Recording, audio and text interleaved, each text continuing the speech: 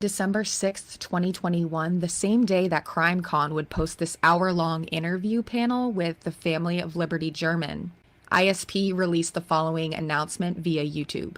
While investigating the murders of Abigail Williams and Liberty German, detectives with the Carroll County Sheriff's Office and the Indiana State Police have uncovered an online profile named Anthony Schatz. This profile was being used from 2016 to 2017 on social media applications, including but not limited to Snapchat and Instagram.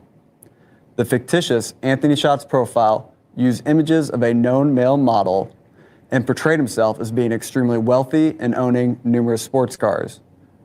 The creator of the fictitious profile used this information while communicating with juvenile females to solicit nude images, obtain their address, and attempt to meet with them. Pictured on your screen, you'll see images of the known male model and images of the fictitious profile sent to the underage females. We have already identified the male in these images that were used by Anthony Schatz. The male in the photo is not the person of interest in the investigation. Detectives are seeking information about the person who created the Anthony Schatz profile. Investigators would like any individual who communicated, met, or attempted to meet the Anthony Schatz profile to contact law enforcement by utilizing the tip email, Abby and Libby Tip at cacoshrf.com.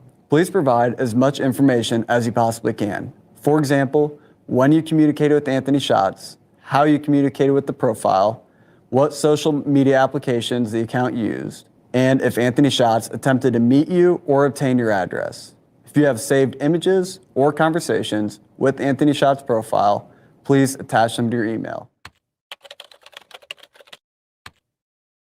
Anthony Schatz. Ever heard of him? I wish. New information to us as of last night, before everybody else, but still new information. I'm kind of torn. I would never want to think that social media was a connection in this, but also I do hope that there's a connection now. Obviously, we want justice. We want this to be over, and if that's the connection that has to be made to get justice.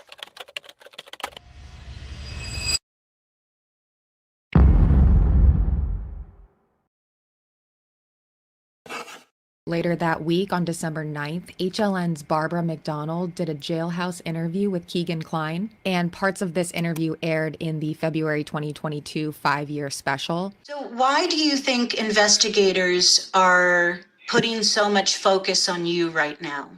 I have not a clue. I think it's because they said I was the last person to talk to her, is what they've told me. And then she shows up at the bridge and they're abducted and later found dead. Right.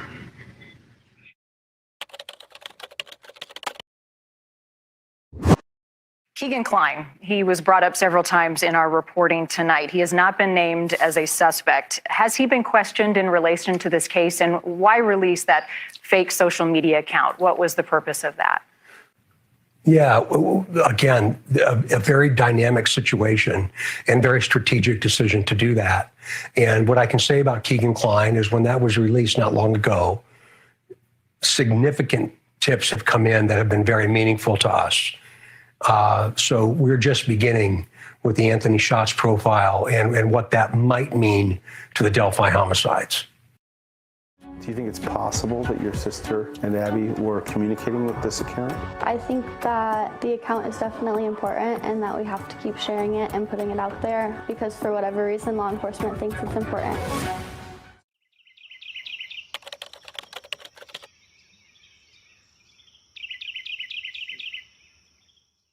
In early March, the Kegan Klein transcripts were released, and this included an August 2020 interrogation with police, as well as the December 2021 HLN interview with Barbara McDonald. So it appears that these documents were filed on March 3rd in the Miami County Clerk's office, which presumably is how the murder sheet got a hold of them.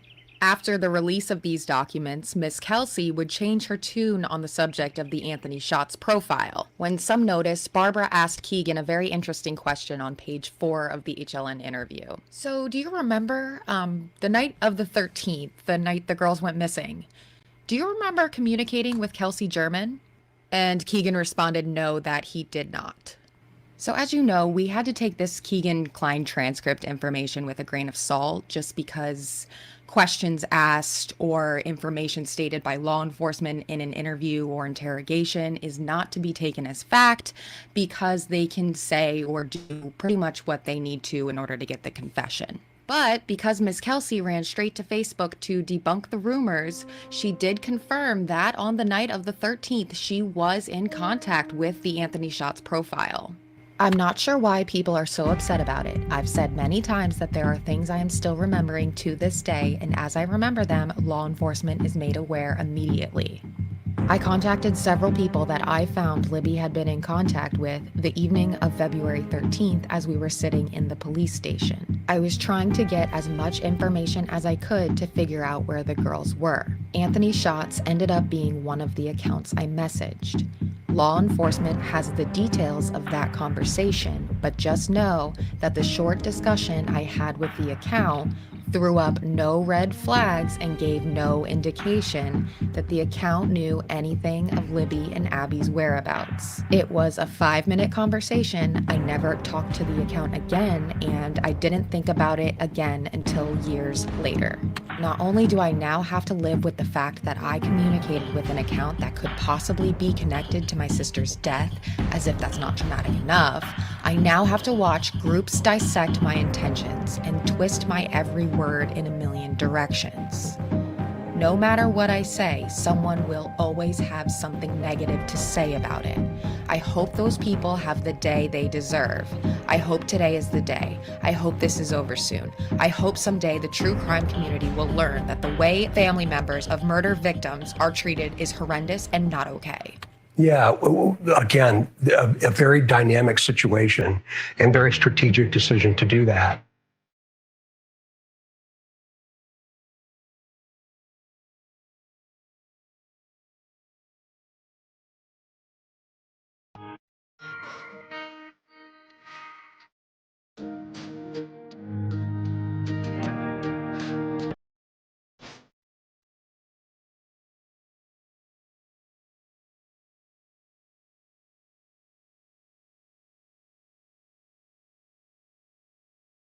And the only person right now that you're telling me had access to the Anthony Shots account was you.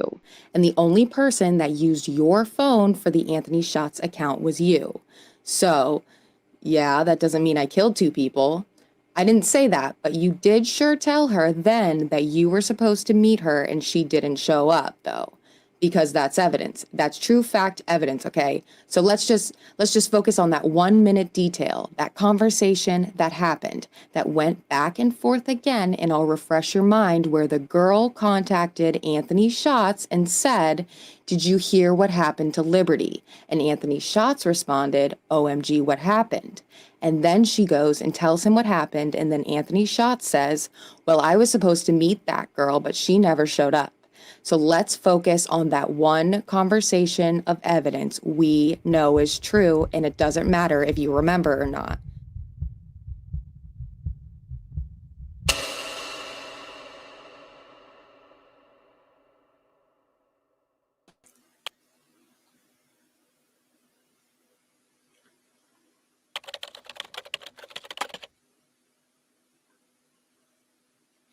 And thank you to True Crime Design for that video. And I will be linking it down in the description below so that all of you can go check it out on her channel and check out everything else on her channel. So welcome in, everyone. Today is Monday, October 28, 2024.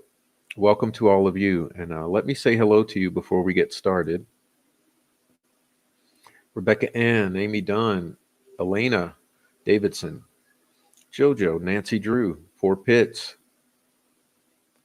Dawn Steele, Lisa, Swade Smith, It's a New Day, artist formerly known, Ding Dong,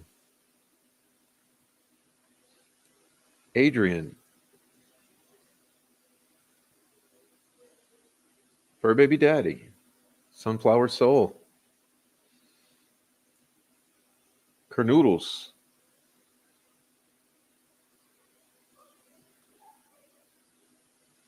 Jay Marsh, Noe Amos, Amy Dunn, Four Pitts, and Westy. Housebroken. Thank you for the super sticker. It's a new day. Thank you. Okay. And I think we got everyone. No, here we go. We have KLL. And Amy. Hey, Amy. All right.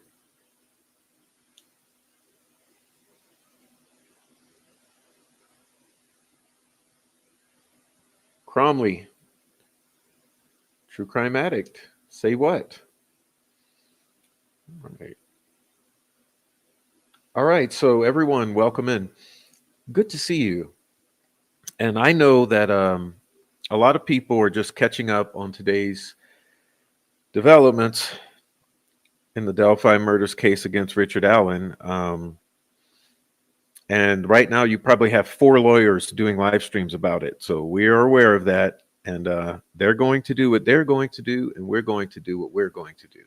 So we want to welcome everyone who's in here to our show and invite everyone who's just watching to join the chat. It's a really nice chat to join.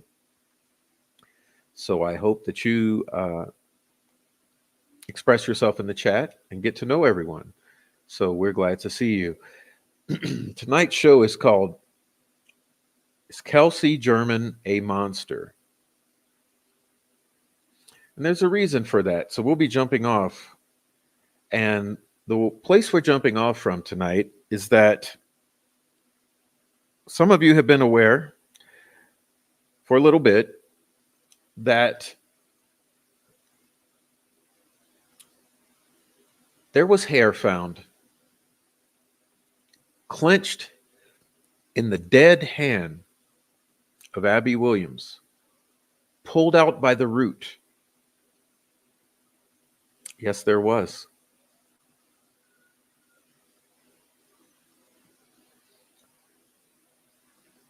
And today, our DNA expert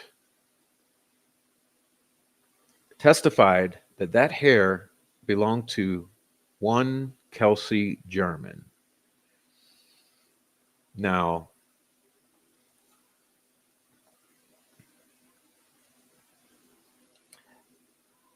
when this news first came out a couple weeks ago, the trolls were already trying to get ahead of it, something these people do well.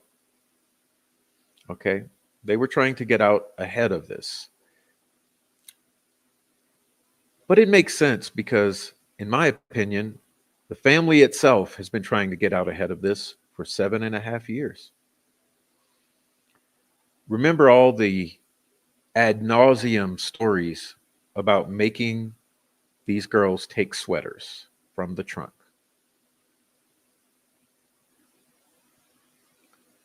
Yep.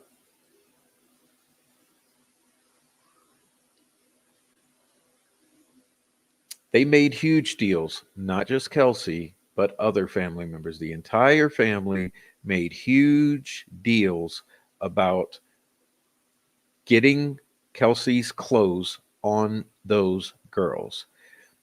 And for years, people have been speculating as to why they made such a big deal over something that no one would ever make a big deal about.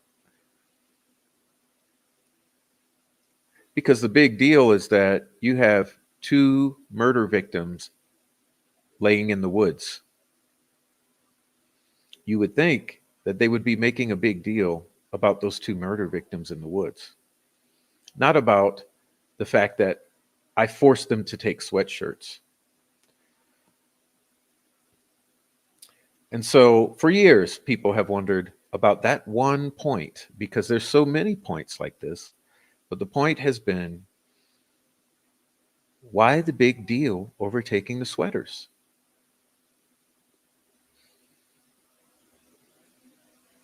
And we have all assumed for years. There must be a reason. There must be a reason for that. Must be a reason to try to explain your DNA on those dead bodies. That would be the only logical conclusion or deduction that one could make. And that's the deduction we've made for years. You're trying to explain the presence of your DNA on those bodies. So, what do we learn today? The hair that has been speculated about in Abby's hand, after being washed,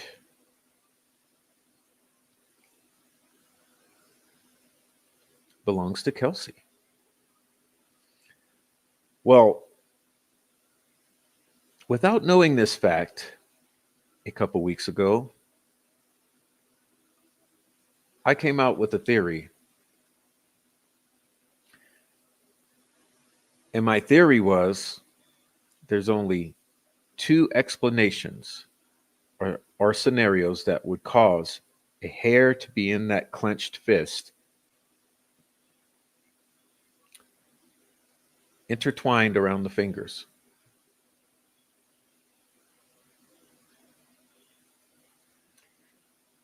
And the excuse that it came from the sweater doesn't fly. Doesn't fly at all. Zero. So the two theories I came up with is A, or one, it's someone who killed the girls, or two, someone who struggled with moving the bodies.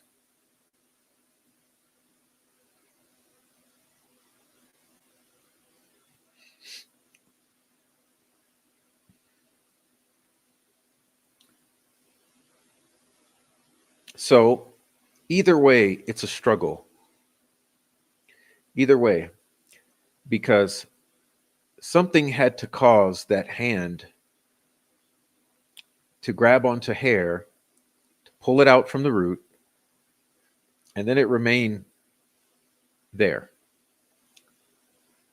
Whether the person's hand was alive or dead at that moment. So my assumption is whoever's hair was in that hand either was struggling with the living victim or struggling with the dead body.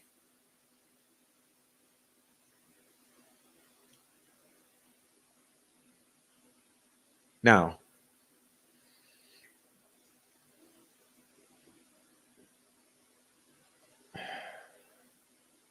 the fact that today we are told it belongs to the sister, Kelsi German, does not change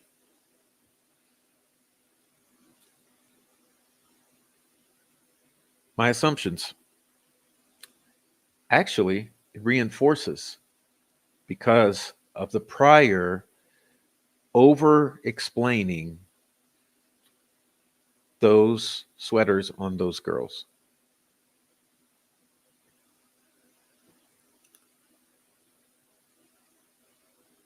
Now, as I mentioned, the first thing Troll Farm did 2 weeks ago was immediately come out and say it was on the sweater. Because that's the only acceptable excuse, you see? You get it? It's the only acceptable excuse is that it's already on the sweater, and that's how it ends up in the dead victim's hand. Because if that's not the way it ends up in that hand, you have a lot of explaining to do.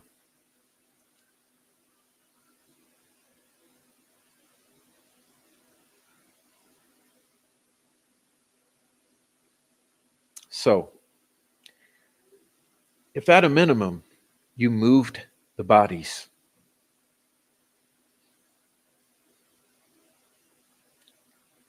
would you be in a bit of a situation?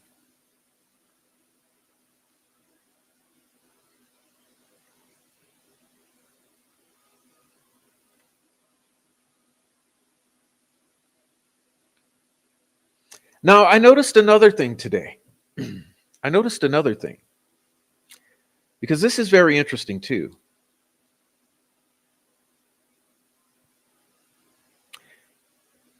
It's not just Kelsi's hair that is in the hand of the victim. It's male DNA from the family, from the household, that's spread all over those victims.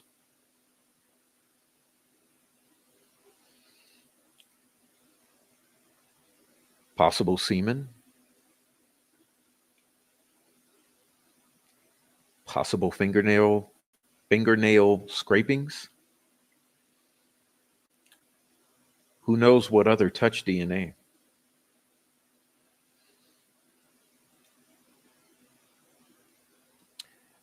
Now, the gaslighting was correct around that DNA.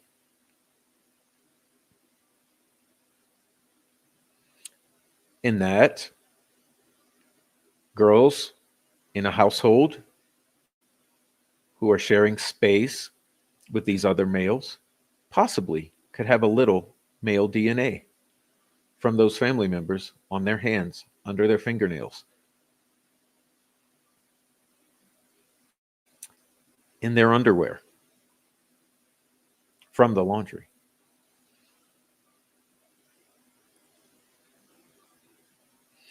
So,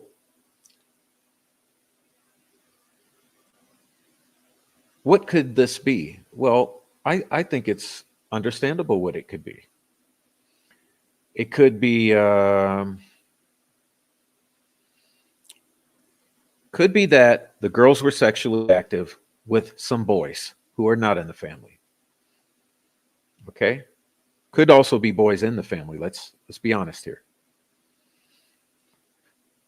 But for argument's sake at this moment, let's just say that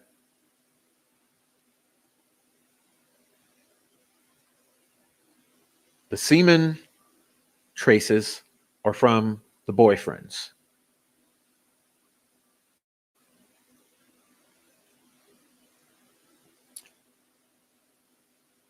Family traces under the fingernails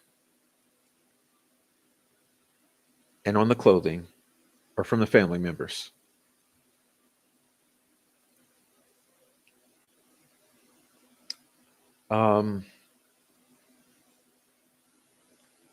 Possibly the male DNA is nothing.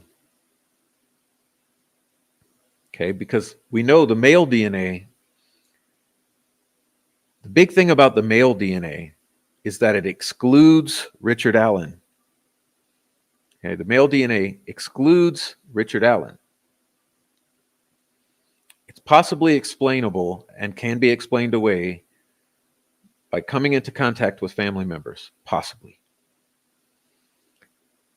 But I noticed something today. And what I noticed was what should have been the headline story, which was Kelsi's hair pulled out by the root, tangled in Abby's hand.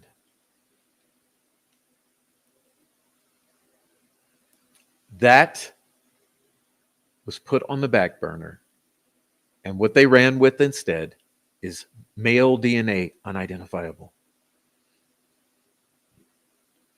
They chose to make the story male DNA unidentifiable mixture. Never mind the hair in the hand.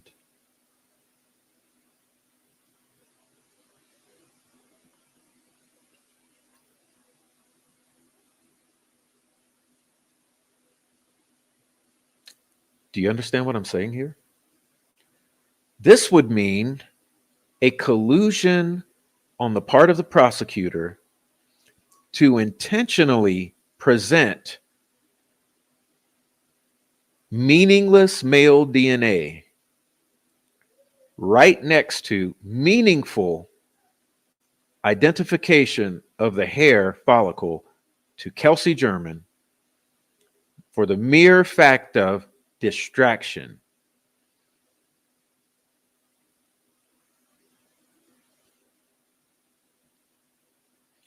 These people are evil.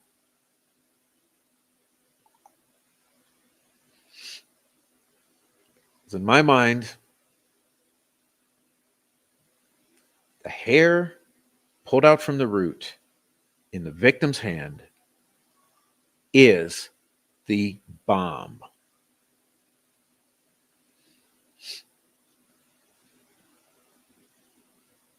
But what is it with these cops? Forget not wanting to look at the sister. They never wanted to look at a female, period. Because unlike any other investigator, they start off with an assumption that clearly it must have been a male and a lone wolf male who murdered these girls. No reason to allow the possibility that a female would be involved in some way.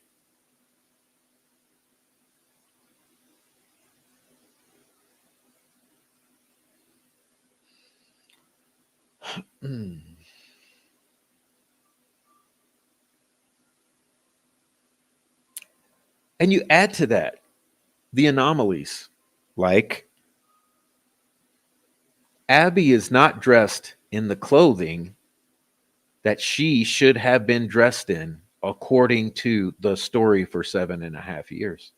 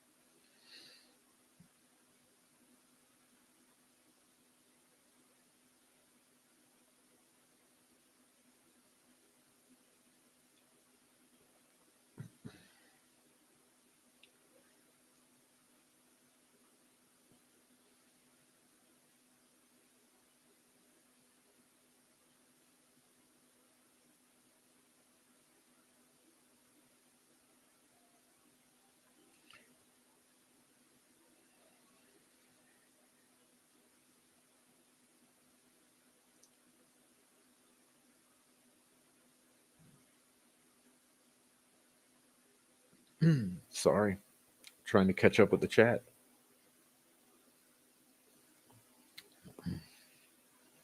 So, how do you explain all of this?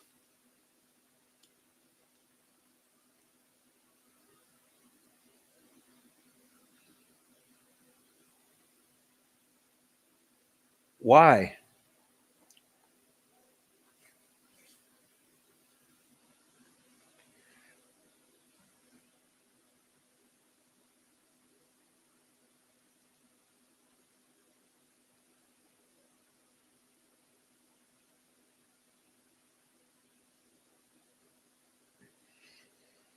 Now, remember all the stuff about the phone or the Snapchats and all the iCloud and all the bullshit, right? The bullshit. Well, what's odd about the bullshit? Kelsi German. Why? Who had the logins to all the social media?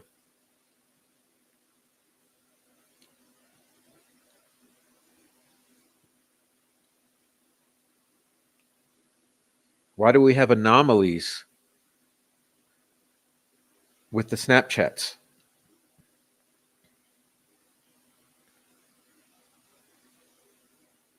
Who was the last person to have contact with those girls?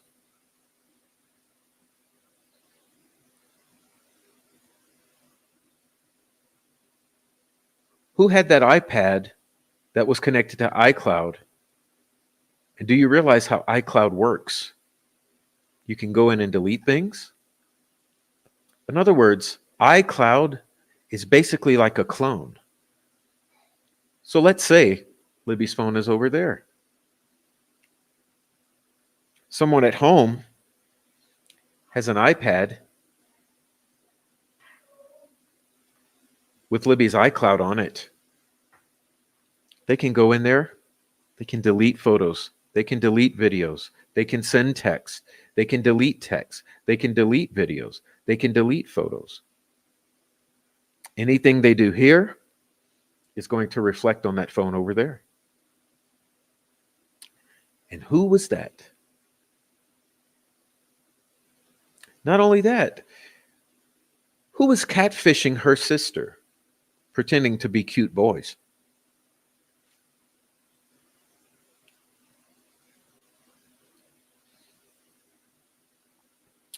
Who was also in touch with Anthony Schatz?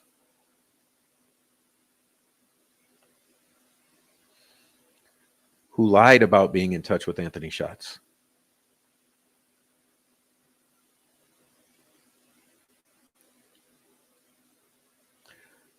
Who created the timeline with Gray Hughes?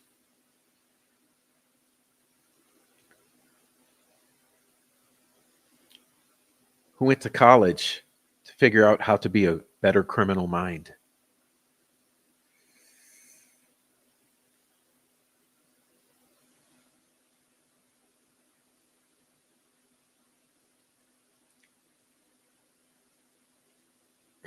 And you wonder why people have questions? Who became her sister after her sister's brutal murder?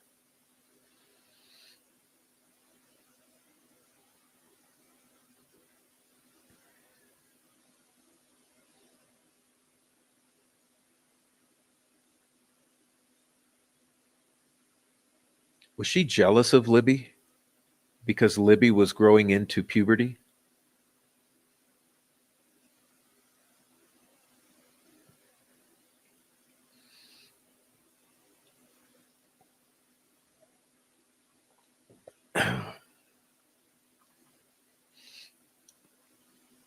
Personally, I think it's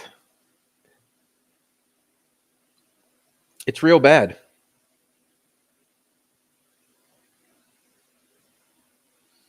And honestly, at this point, you have more evidence that Kelsi killed those girls than that Richard Allen killed those girls. You have more tying Kelsi to the crime scene than you have tying Richard Allen to the crime scene.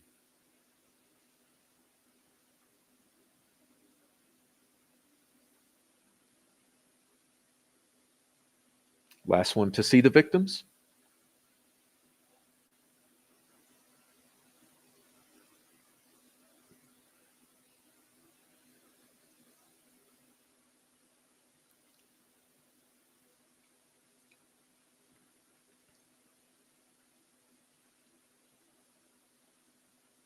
So why tonight, is everyone not covering that hair in that hand?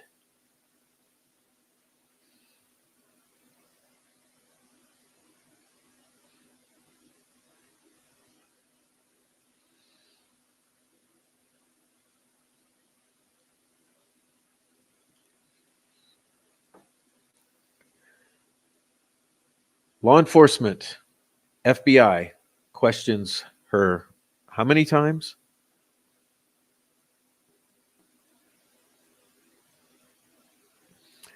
In any other murder investigation, the following facts would most definitely implicate this person as a person of interest or a flat out suspect.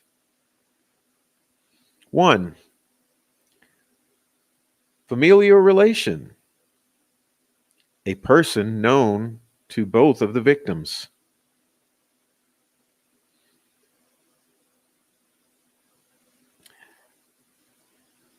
Anyone would tell you that the family is always the first to be looked at in the murders of children.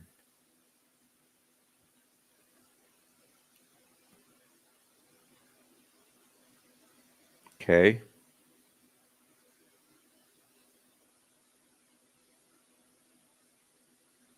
Two, the last person to see the victims alive.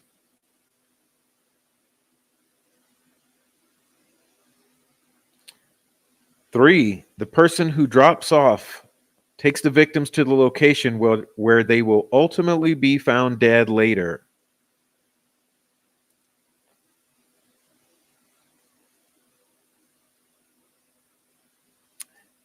The very last person to contact the victims.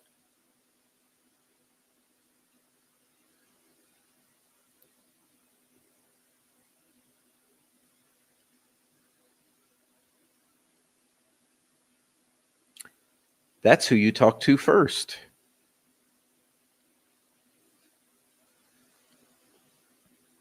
Four, a person with access to one or both of the victim's phones.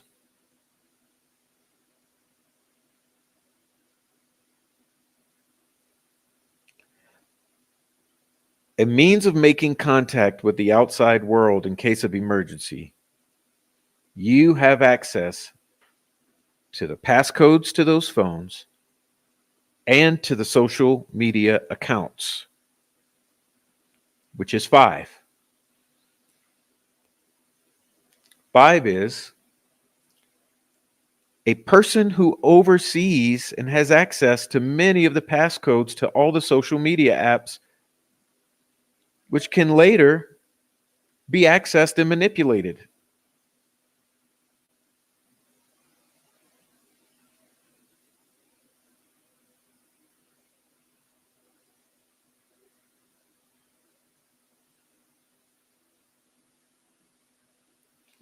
One through five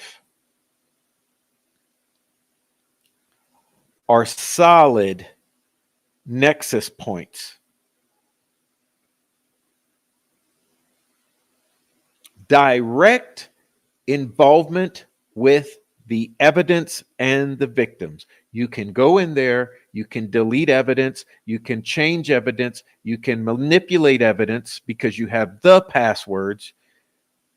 You possibly have access to the devices. Where's Abby's phone? Meaning the phone that Abby was using.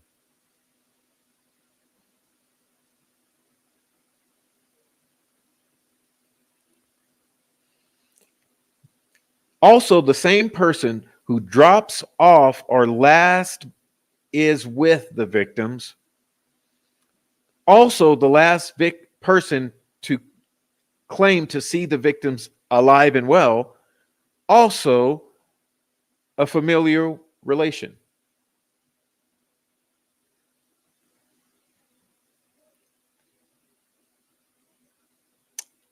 Is that not enough for you? Five major nexus points to the victims.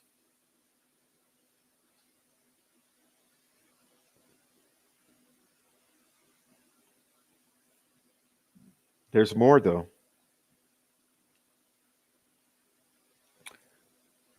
Six, this person has multiple alibis, multiple inconsistent statements.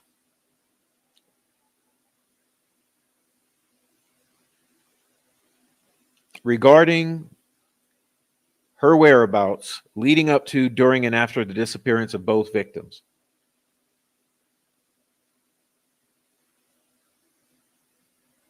Showered, washed a vehicle, missed phone calls.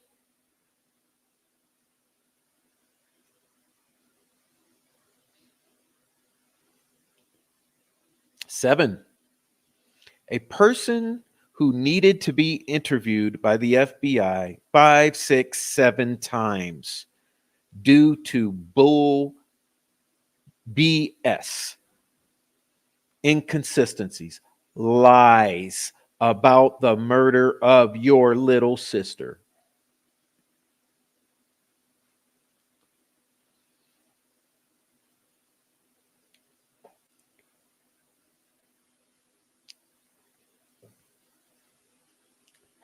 8, a person who has no true way to prove their whereabouts around the times the girls go missing because the phone was never analyzed, never dumped, never investigated.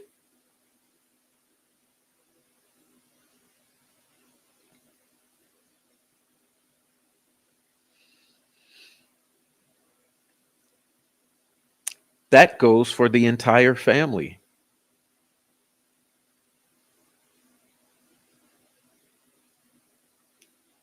And finally, 9, a person who had their hair from the root pulled out and wrapped around the finger of one of the victims after that victim had been washed and dressed.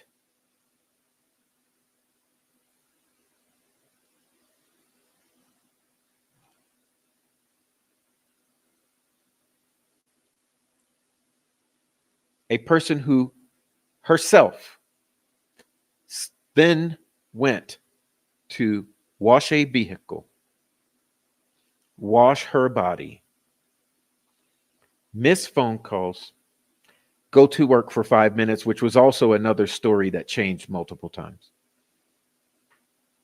Let's just say in some other random case, all of those points could be made about someone. That person would definitely become a person of interest or B, suspect.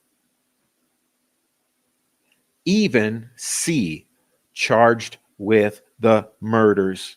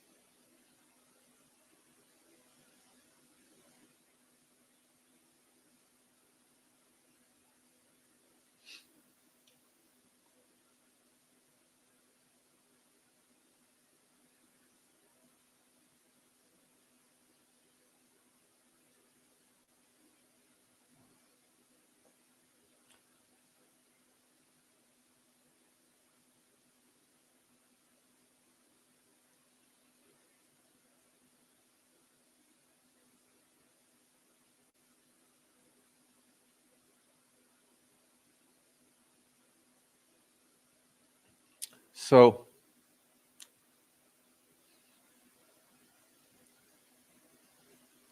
do you understand what I'm saying here with this list? And I'd like to thank my friend for helping me with this.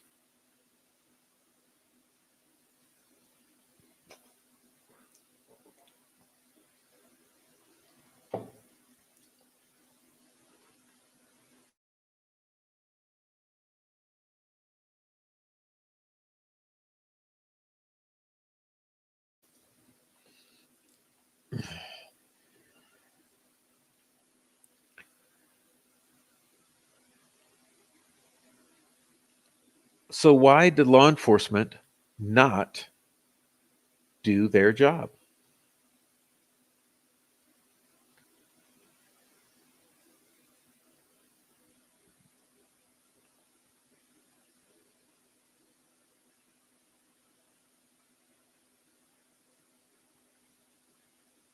Remember, they only tested this hair weeks ago because the defense brought it up.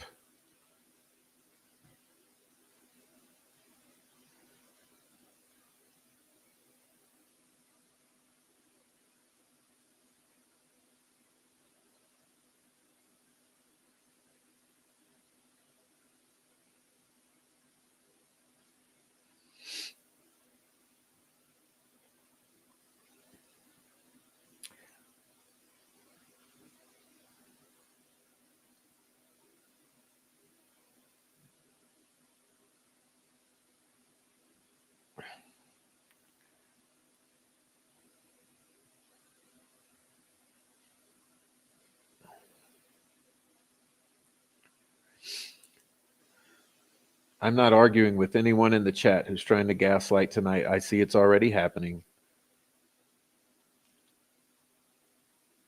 So we will let it.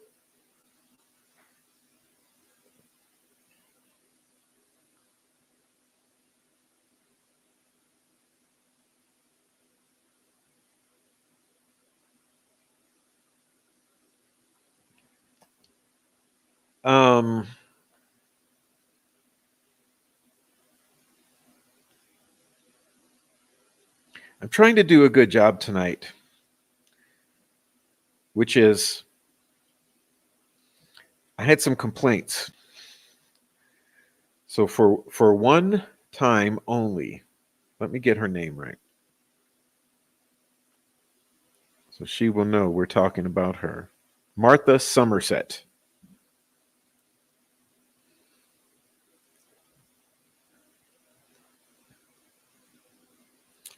Martha Somerset was upset that I used bad words. So I figured tonight I would give Martha Somerset a one-time gift, which was make this stream kid-friendly. Excuse me.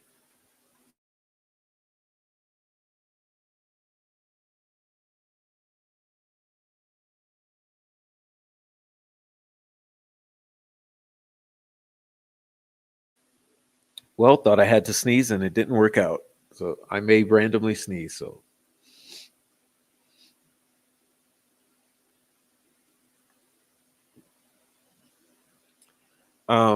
excuse me. Feel like I'm going to sneeze again.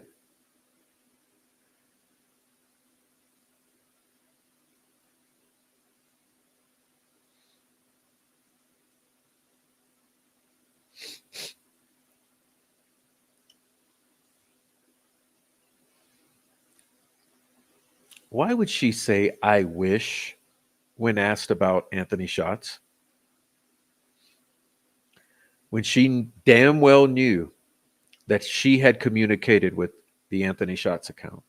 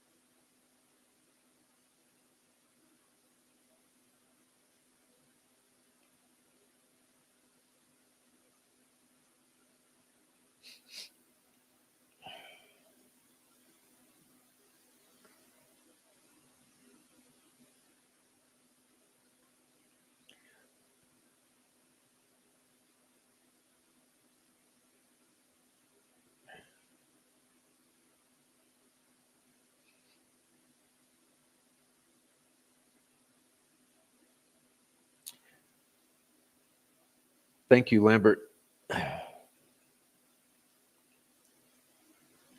Yep, we have a whole bunch of watch that language, Prof. Martha says so.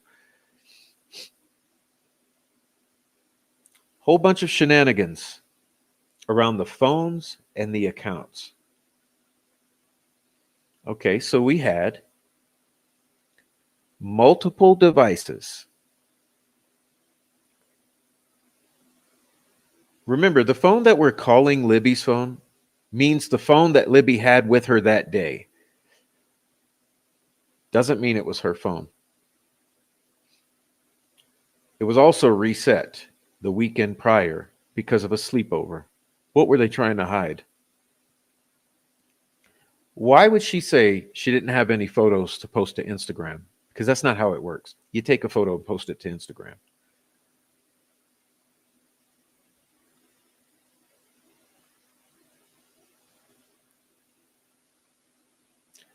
Whose phone did Abby have? Where is that phone now?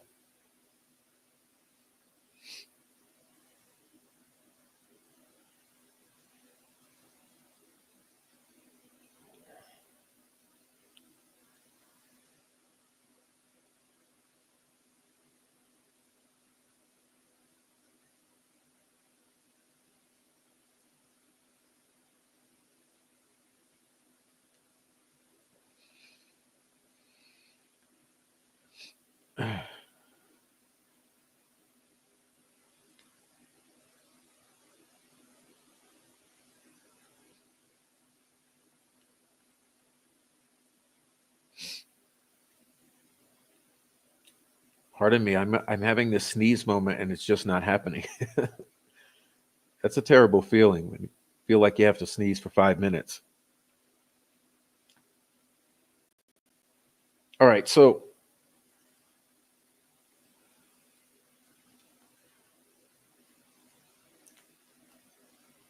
yeah, the Anthony shots.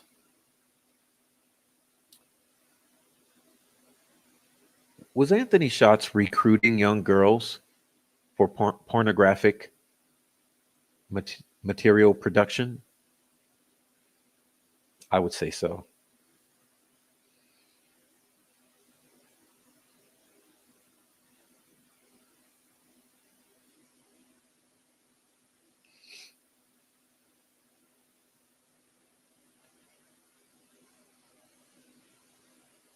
Uh,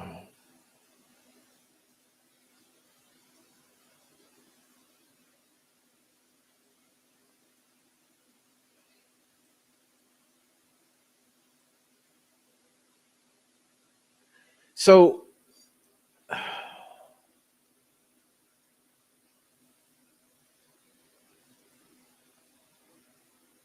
how long are they going to think that the excuse that Kelsey's hair, which was ripped out from the root, clenched in the dead fist of Abby Williams, was there because her arm went through a sweater?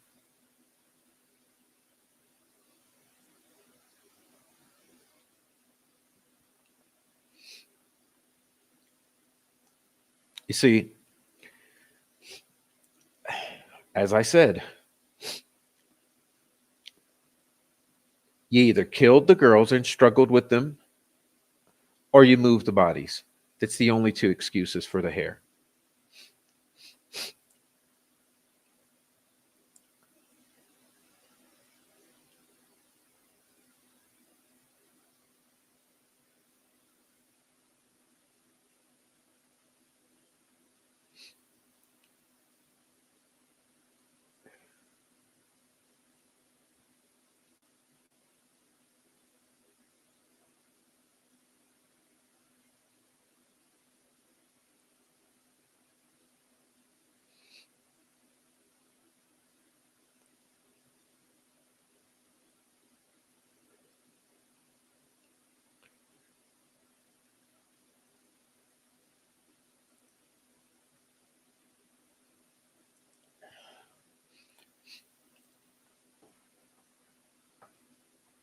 Um,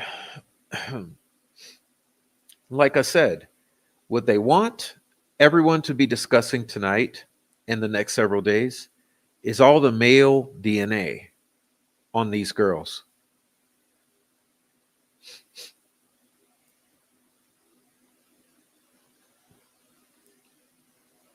You see, they want everyone to be talking about, oh, what are these male DNA partial profiles? Why is there traces of semen? Well, obviously the girls were sexually active. They lived with a bunch of males. There may be male on them. Yes, male DNA, fragmentary or touch DNA.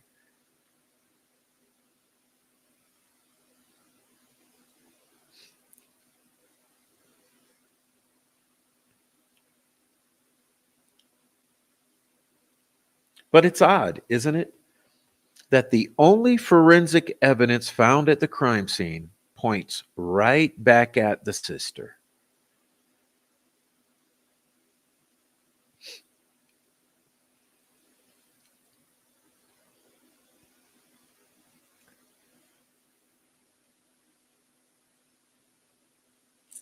Was she looked at?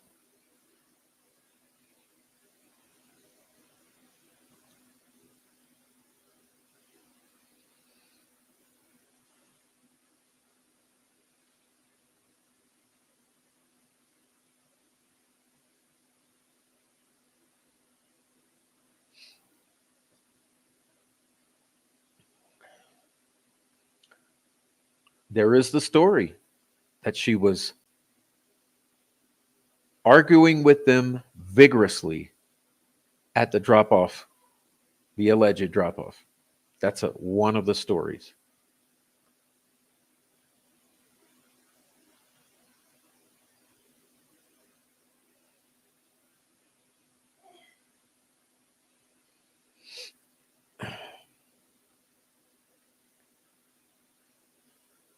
I mean, you made a huge deal over explaining why your sweaters were on those girls.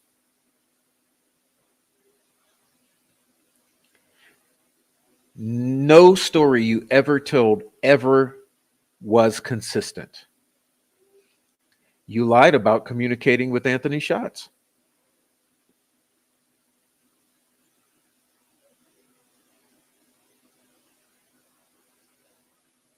What else did you lie about?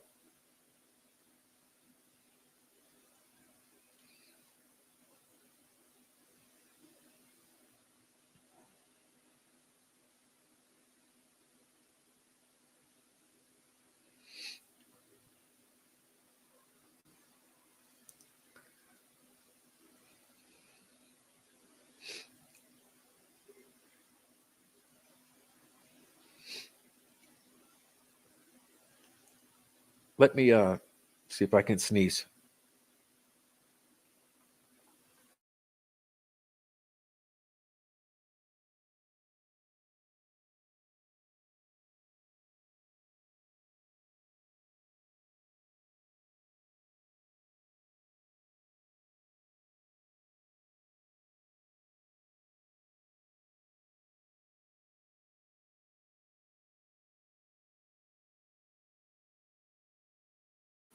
Now, I guarantee you what they tried to do.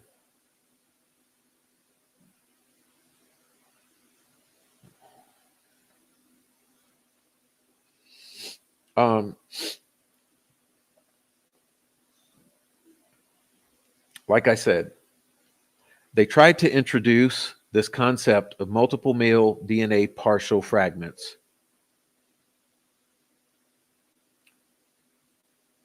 To make a big deal out of that, to cover for the fact that Kelsi's hair is in the dead victim's hand.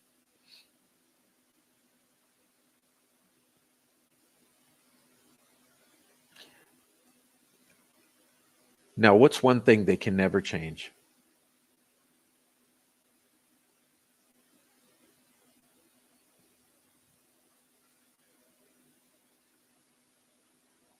They can never change the fact that Kelsi's hair is pulled out from the root in Abby's hand.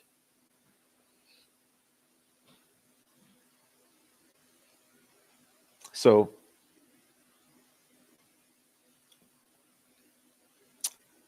that has to be dealt with. And no matter how they try to poo-poo it right now by downplaying it and focusing on the male profiles that don't match Richard Allen,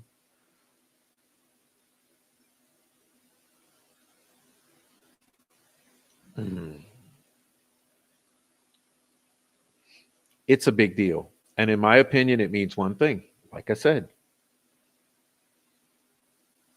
she either struggled with the living victim or she struggled with the dead body.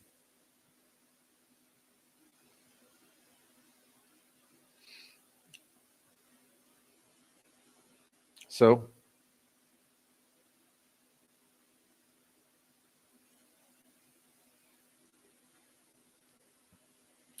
another big deal story. Watched a movie with my boyfriend's daddy. Really? Who does that? Who does that? I don't believe it. It's kind of creepy. Unless you're sleeping with him, or were you sleeping with the boyfriend's daddy?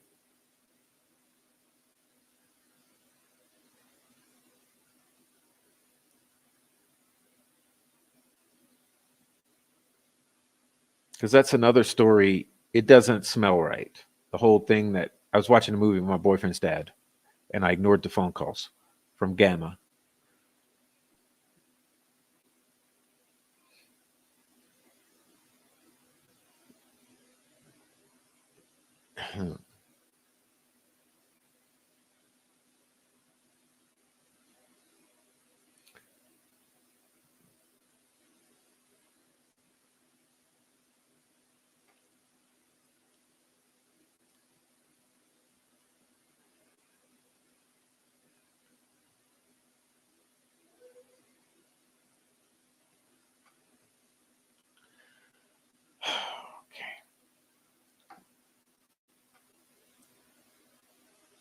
Let's see what we got here.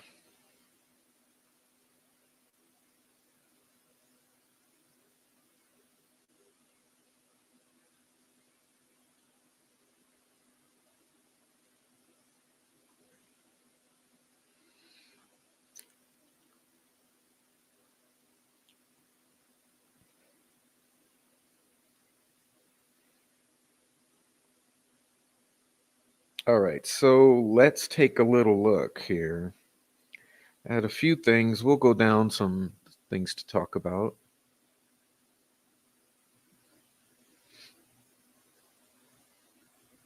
Cleaning out the truck. Do you think there was blood in that truck? Possibly.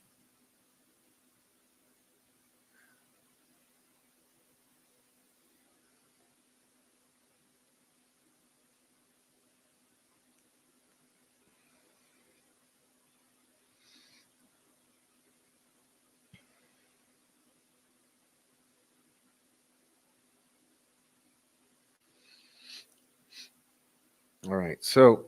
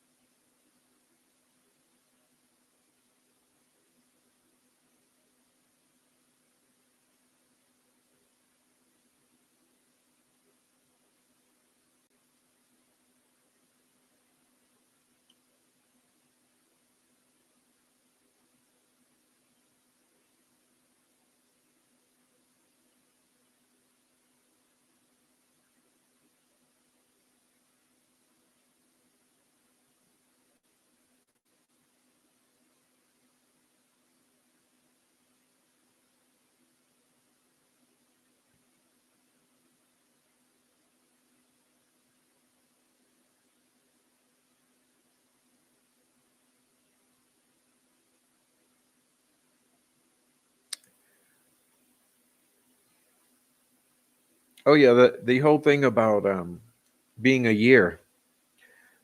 Couldn't talk to anyone about anything for a year.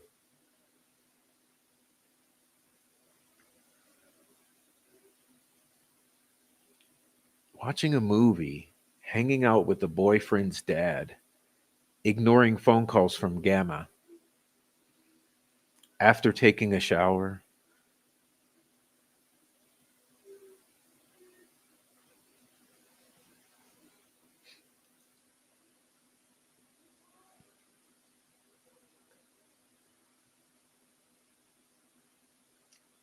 Okay, 10 and a half months. And then you come out swinging, gaslighting, lying, narrative spinning.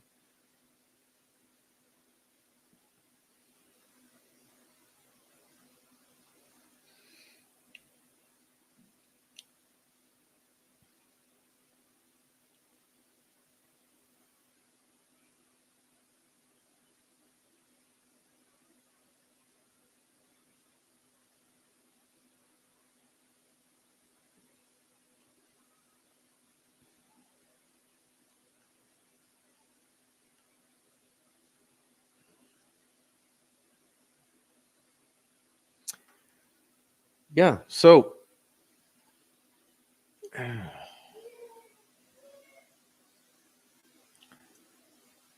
2017, I had a conversation with a family member. A family member asked me, "Do you think a family member is involved?"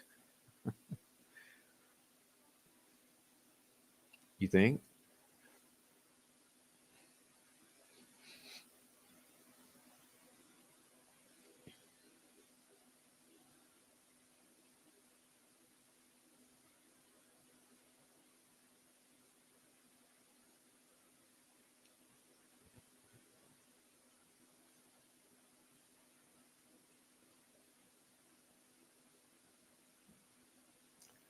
You know what was funny about the James Renner thing?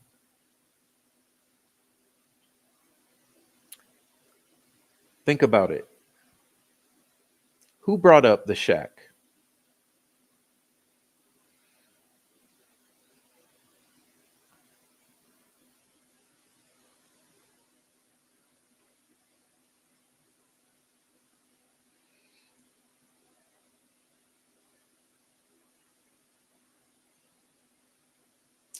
Then the maniacal laughter.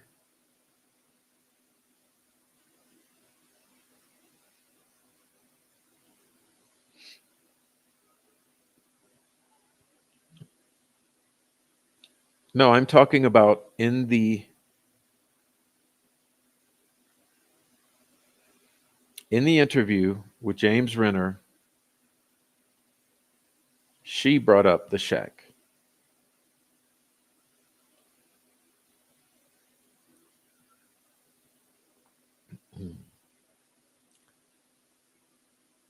And then maniacally laughed.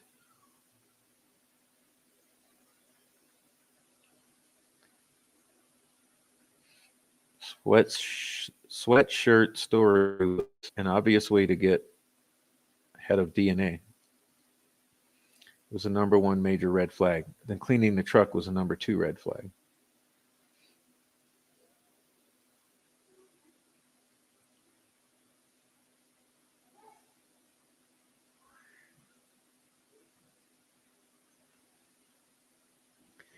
Yeah, so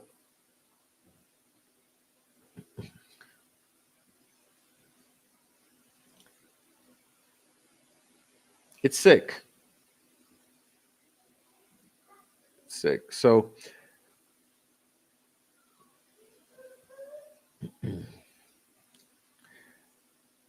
anyway, the DNA, what you're going to see now is that they're all going to run with the male DNA profiles. Male DNA, male DNA, male DNA, semen traces, male DNA. And 98% are going to not talk about Kelsi's hair in the dead victim's hands.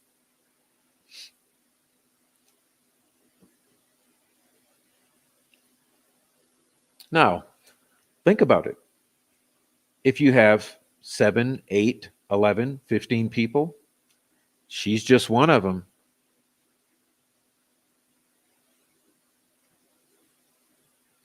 She's just one of them. Doesn't mean she killed the girls. But it could mean that there's some involvement with the situation, especially in the moving of bodies.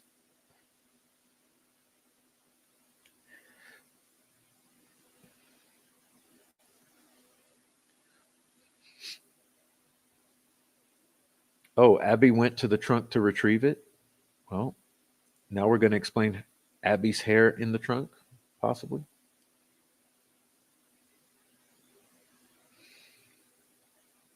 You know, actually, Jay Marsh, I was thinking about that in the shower today. That's exactly what I was thinking about in the shower. Exactly this.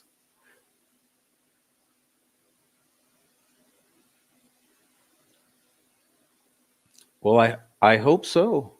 I hope they talk about it, but I'm telling you, I'm talking about the mainstream media, the YouTube talking heads, and the Facebookers. Everybody's going to be talking about male DNA that's not identifiable, so that they don't have to talk about Kelsi's hair in Abby's hand.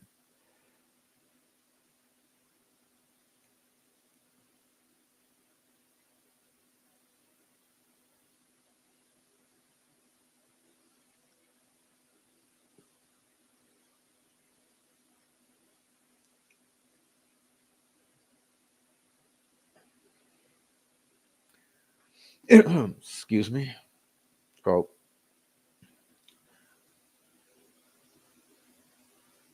Trust me, because we've seen how they do things. Well, that's easy. She didn't go through the creek. That's easy. There was no going through the creek.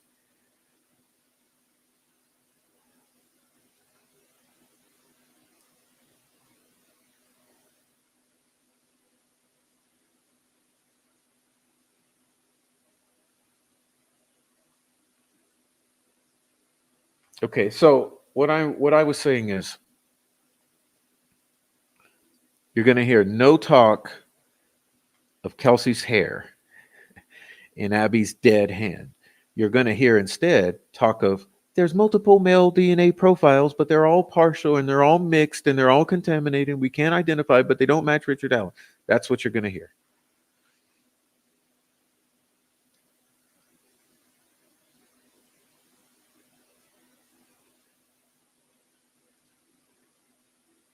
But hey, here's where they fucked up. They've already called me a family blamer, already called me a conspiracy theorist, already went after my kids, already went after me, already went after my family, already called me an idiot, already done this, and this. So you know what? You fucked up because I don't care to be the only one talking about it.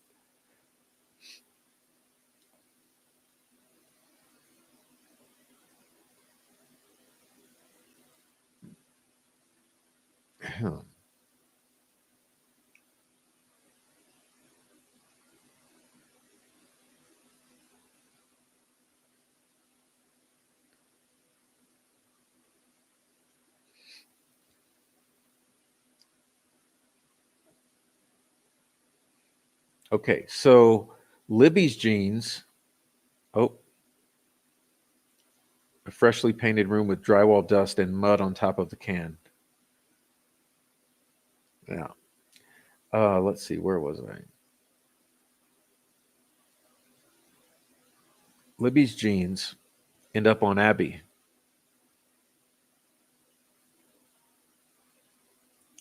Are they Libby's jeans?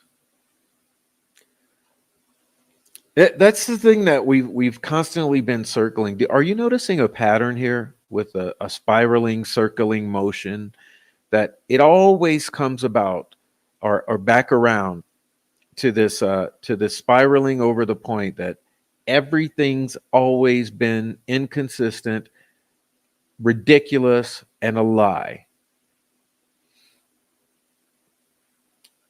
Every single point, I was saying that to someone yesterday, every single point has always been conflicting, difficult, complicated, inconsistent, a lie, exaggerated.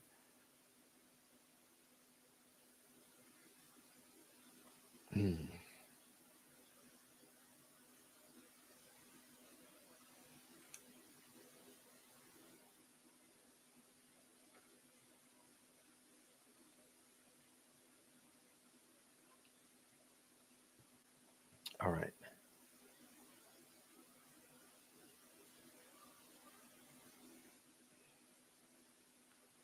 I used to digital. I don't even know if I have a track on that anymore.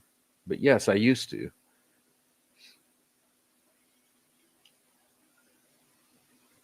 You think it's Kelsey's jeans? I don't know whose jeans it is. But I always knew this. There's a reason where you're trying to explain why clothes out of your trunk are on those girls. And I wonder this. Did those clothes on Abby end up on Abby after she's dead? In other words, not off of Libby?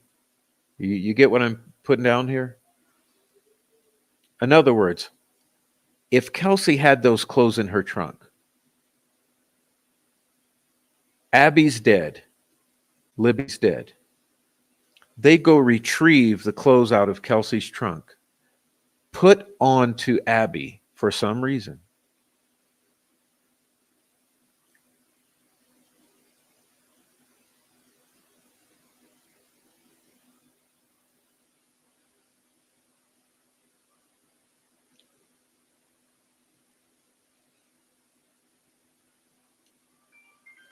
Whoops, that's supposed to be muted. All right, so let's see what we got here. Another one. I'm glad you brought this up, D Smiles. We Conquer and Divide said Mike, Patty. But do you remember what Kelsi said? Kelsi said, when there's a problem, we all come together and we deal with it and make it go away or something. Does anyone know the specific quote there? I don't have it at the tip of my tongue.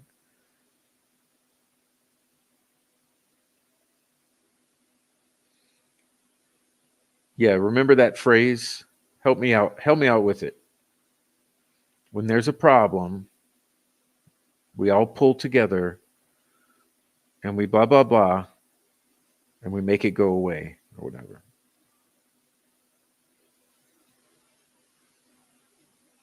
Is this why you can't be a family basher? You know, it seems like maybe because Kelsi was involved, they viciously protect the family and have people doing their bidding protecting the family, which means you will be attacked if you do anything in the direction of the family, because they are viciously protecting Kelsi's involvement in this situation.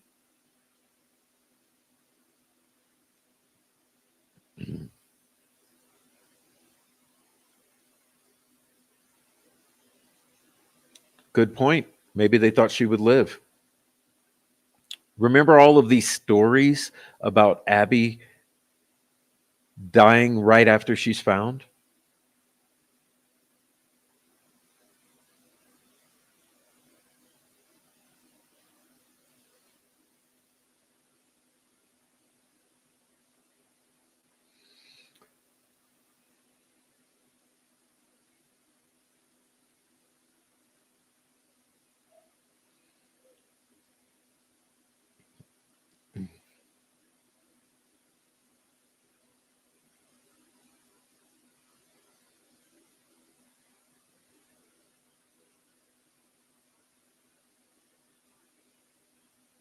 No, I didn't notice that, Sunflower Soul. Please send it to me. I don't remember that one.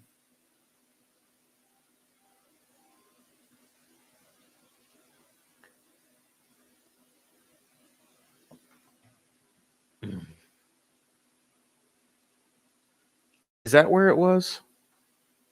I don't remember. I just remember the words to my ears were very disturbing. When we have we're a good family, blah blah blah. When there's a problem, we all pull together, blah blah blah, and we take care of it.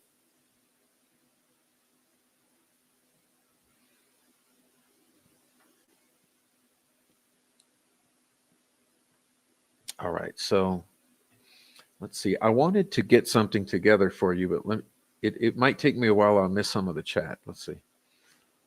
Carry on. Talk amongst yourselves. I want to get this together.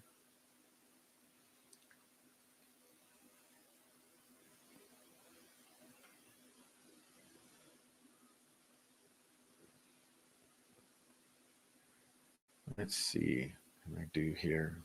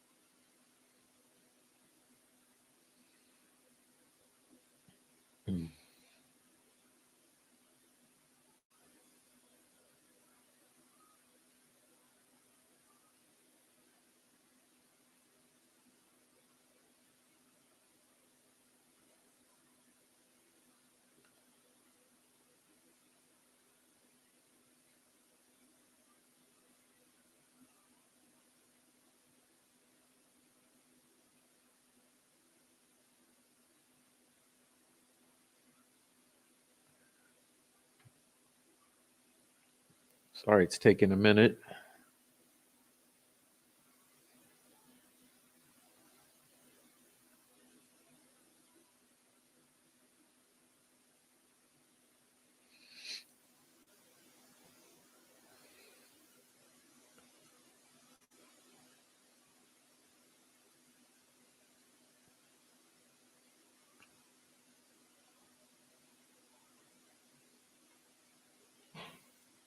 Come on.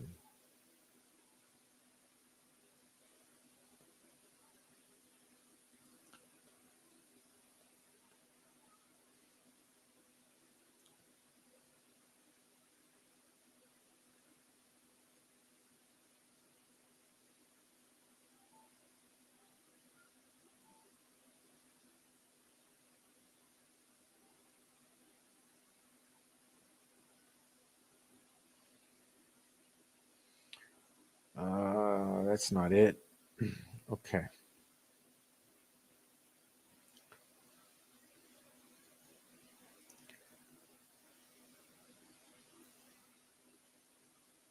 Oh, it's taking longer than I wanted. Come on. All right.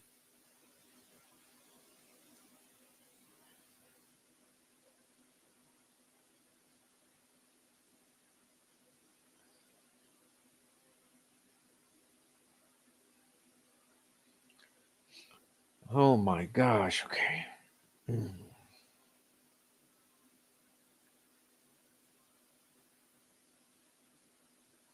So, point being that the mainstream media is just not going to do it.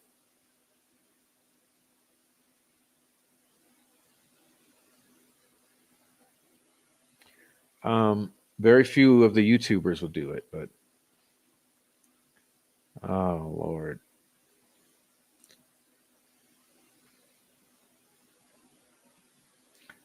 Oh, we got dead air because I'm trying to do this. So maybe I'll give up on it.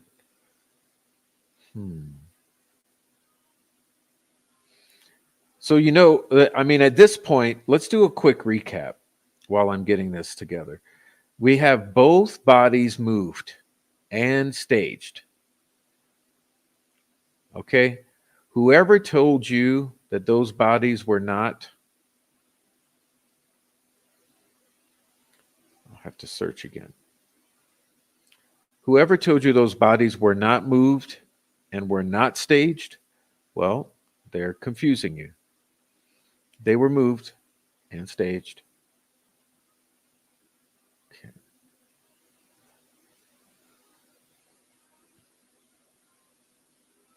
Okay, just a minute. Let's see. There we go. No. Got it. All right. Okay, so let's see the chat here. No one fought till the end. We know that. We know about fighting till the end that there's zero defensive wounds at all. That's what I was getting at, was a crime scene. Okay, so let's back it up. There's very, very odd blood distribution and splatter around.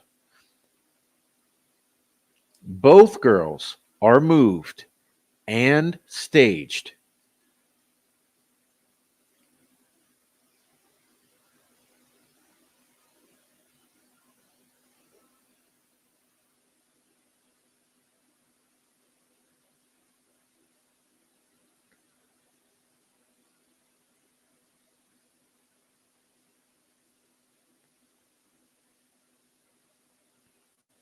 No, Sam, that's okay. Let's read this, because what we're gonna do, we're gonna what do you call it?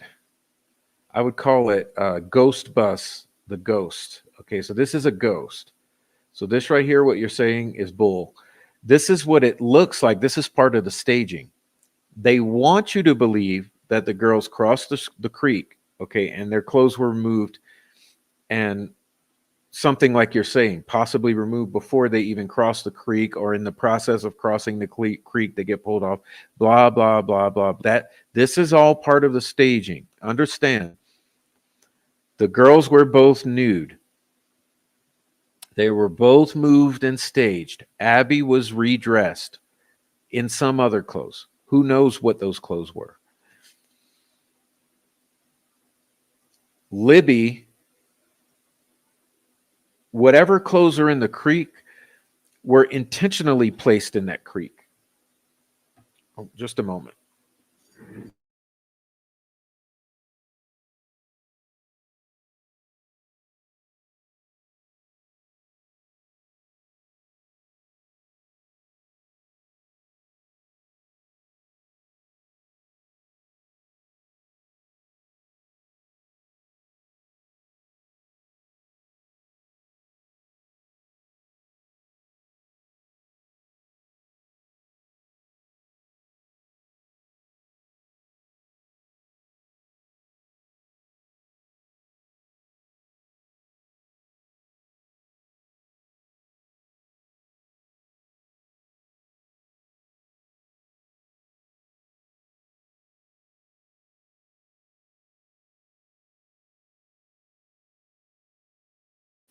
Okay, thank you. I feel better.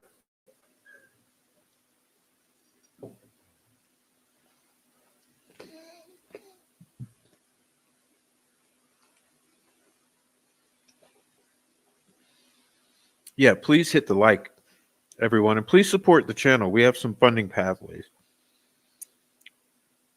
All right.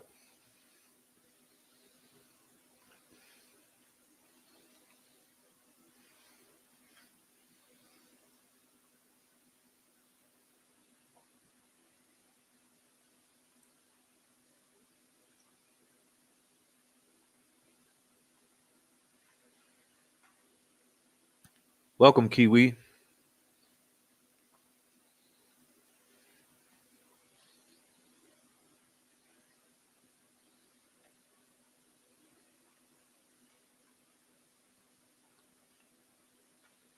Welcome, Sandy D. The blood was still wet.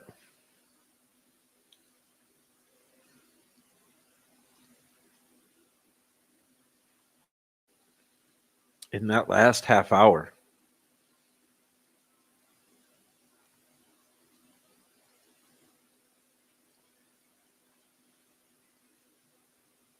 Good point there. Good point there. Yeah, I think there's something weird.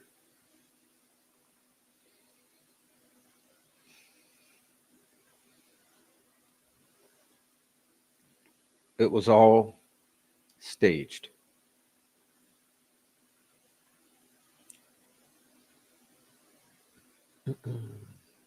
Okay.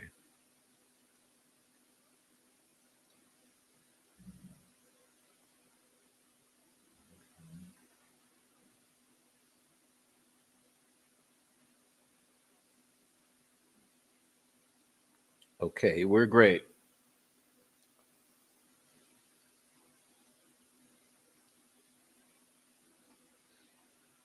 Oh, is that true?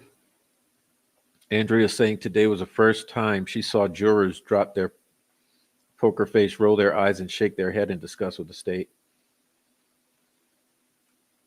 People need to stop being scared little bees and say, "What's up?" in this Satan city. Yeah, well, that's what I'm getting at. We need to do it on here on the internet because people have been scared into submission because you were forbidden to question the family whatsoever without receiving death threats and the like. Okay? They call you family bashers, call you conspiracy theorists, they call you idiots. Okay? They threaten your life. They harass you constantly. They call your employers. Why would the family have people doing this for them on their behalf?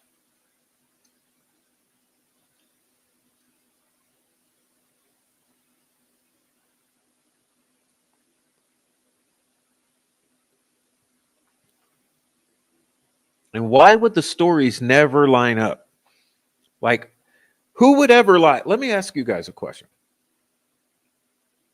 Who of you would ever lie about the brutal murders of your loved ones?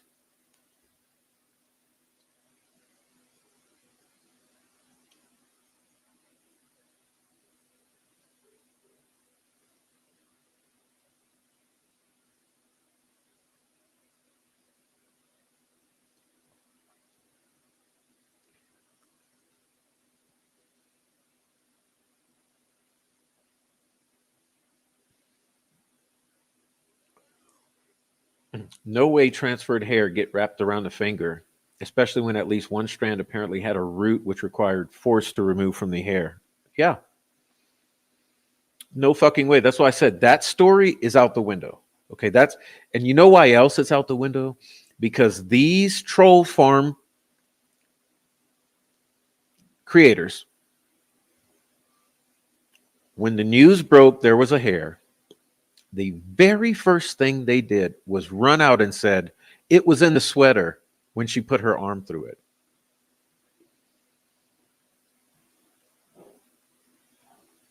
I mean, it's gotten to the point where that's all you have to do is watch and see what they're going to say to understand what the BS is. And then once you hear what the BS is, then you know what the truth is.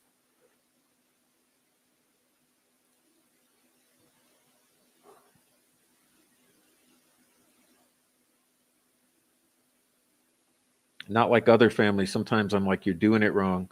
When we feel like we don't want to do this anymore, we just keep pushing. Conquer and divide.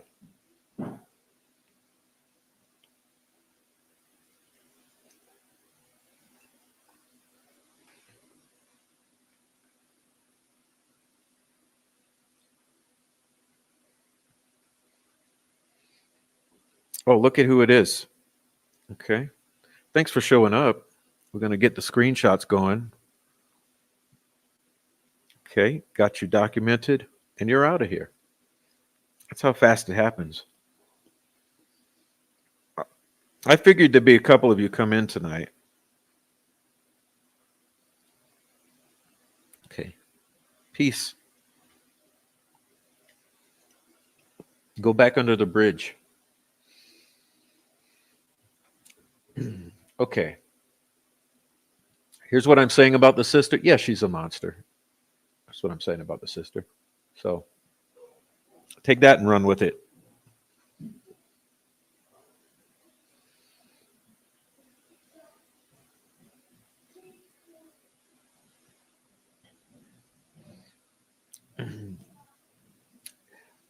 Well, I am concerned with this one point. I'm glad you brought it up, Andrea. I'll get to your comment. Just hold on. Kelsey said Libby's phone pinged off two different towers, leading some to believe the phone had moved. Pings happened. Blah, blah, blah, blah, blah, blah, blah. It's all been BS from these people. If they say it, you know it's not true.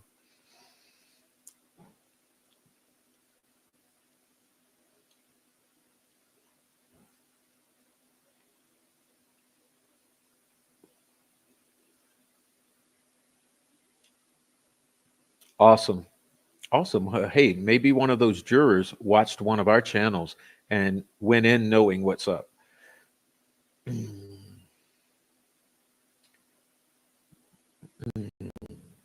All right.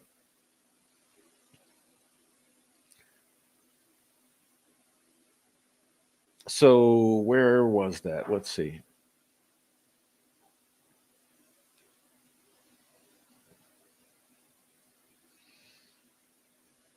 Oh, you mean about the DNA? I see.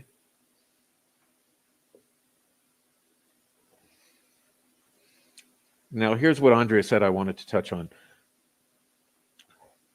72 hairs. What do you out there know about the number 72, especially in relation not only to the occult, but to this crime and the Masons? That number right there highly concerns me.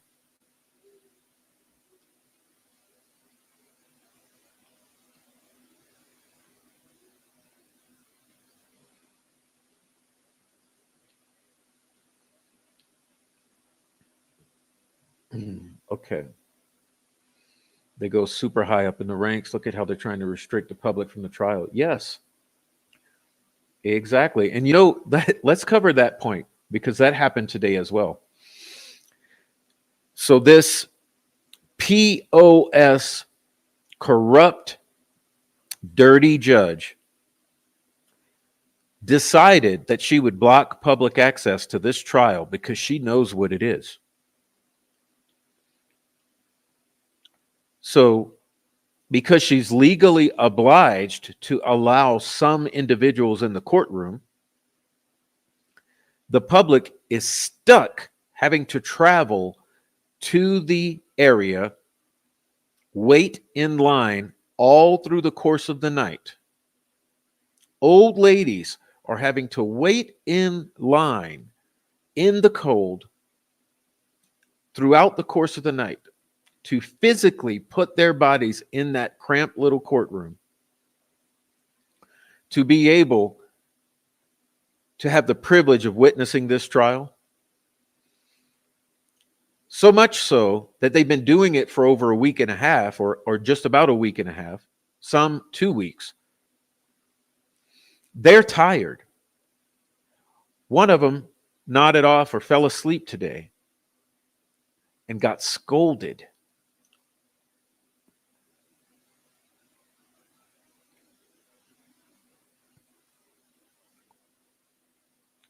By this POS judge.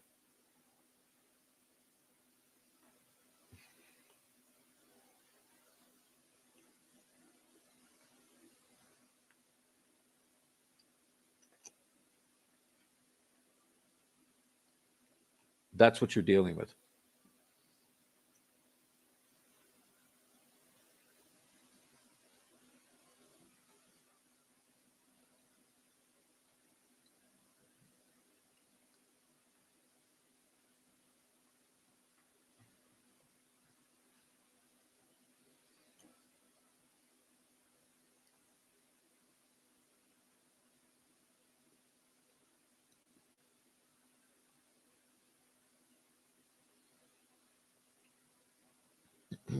Okay, so I'm just trying to see.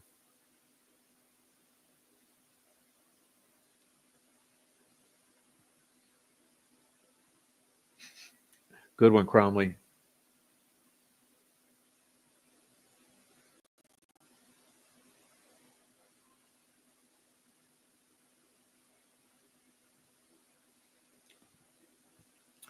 Why no public access? Gull takes vampire naps in her chamber coffin. Yeah.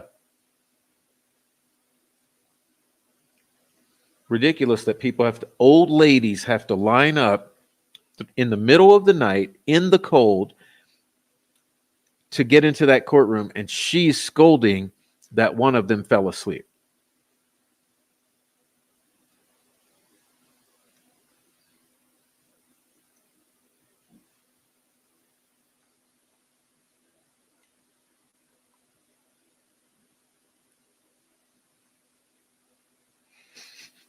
What's up, J Dick? That's funny, yeah.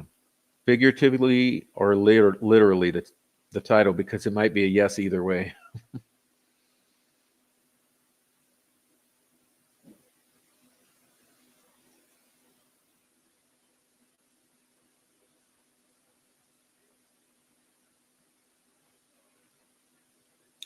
Thank you.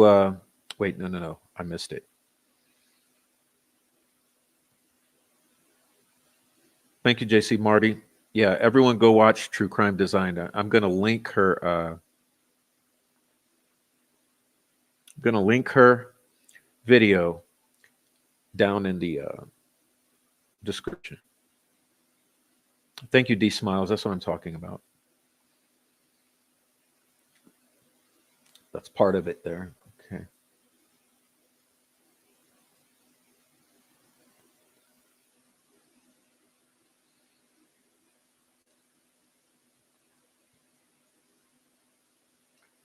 Goes higher in ranks. New to Delphi, but it reminds me of Karen Reed. Yeah, imagine if you could see it. Just imagine if you could see it.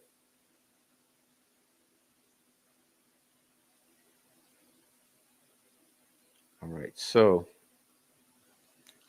let me see if I can pull this up for you. So I meant to do this, and we're kind of late with it, but let's get it going.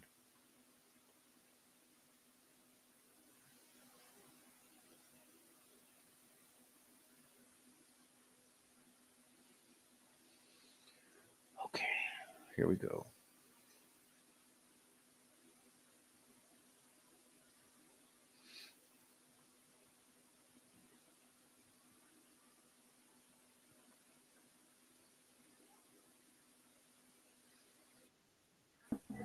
So how did the Indiana State Police become involved with the Abby and Libby case, and were they classified as missing persons at the time?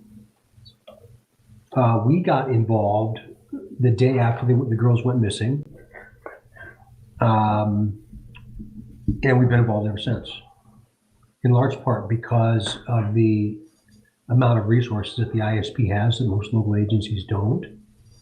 And of course, I committed any resource that we have within the ISP until this case comes to conclusion. Let's make sure I can hear you. Okay, and what? Doesn't he look like he wants to kill her? I'm just saying. Just saying. Doesn't it look like he wants to kill her? What is the standard procedure for your department when you get a call about a missing person, specifically a missing child? All hands on deck. We're gonna respond, and there's never a one size fits all to any kind of a call like that. They're always different. It could be age, it could be mental stability, it could be a domestic situation. We never take them lightly, I guess is what I'm saying to you. Mm-hmm. Yeah, definitely not.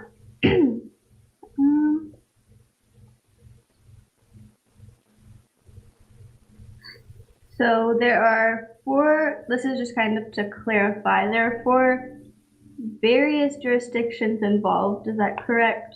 They have the ISP, DELPHI, Carroll County, these are the same, and then the FBI? Yes. And then, but remember, we've also reached out to a lot of other agencies in Indiana where we have tips. Mm-hmm. So just as from the state police perspective, we have had detectives here from every one of our posts around Indiana. We have 14 of them. So over about 150 people within the ISP have touched this in some way or another. So there are a lot of other agencies too. Mm-hmm.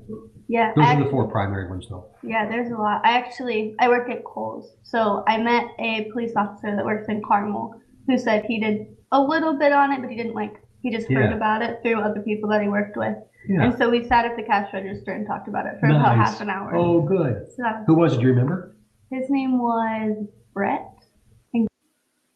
You see how he tried to get that intel? You see that?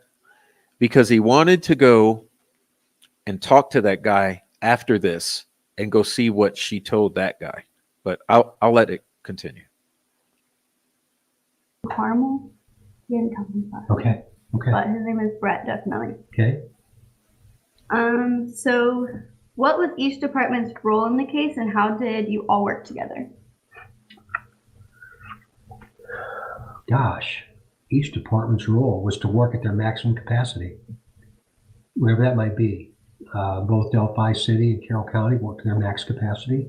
They gave all the resources that they had, both in things and people, the same thing that we did as a state police agency.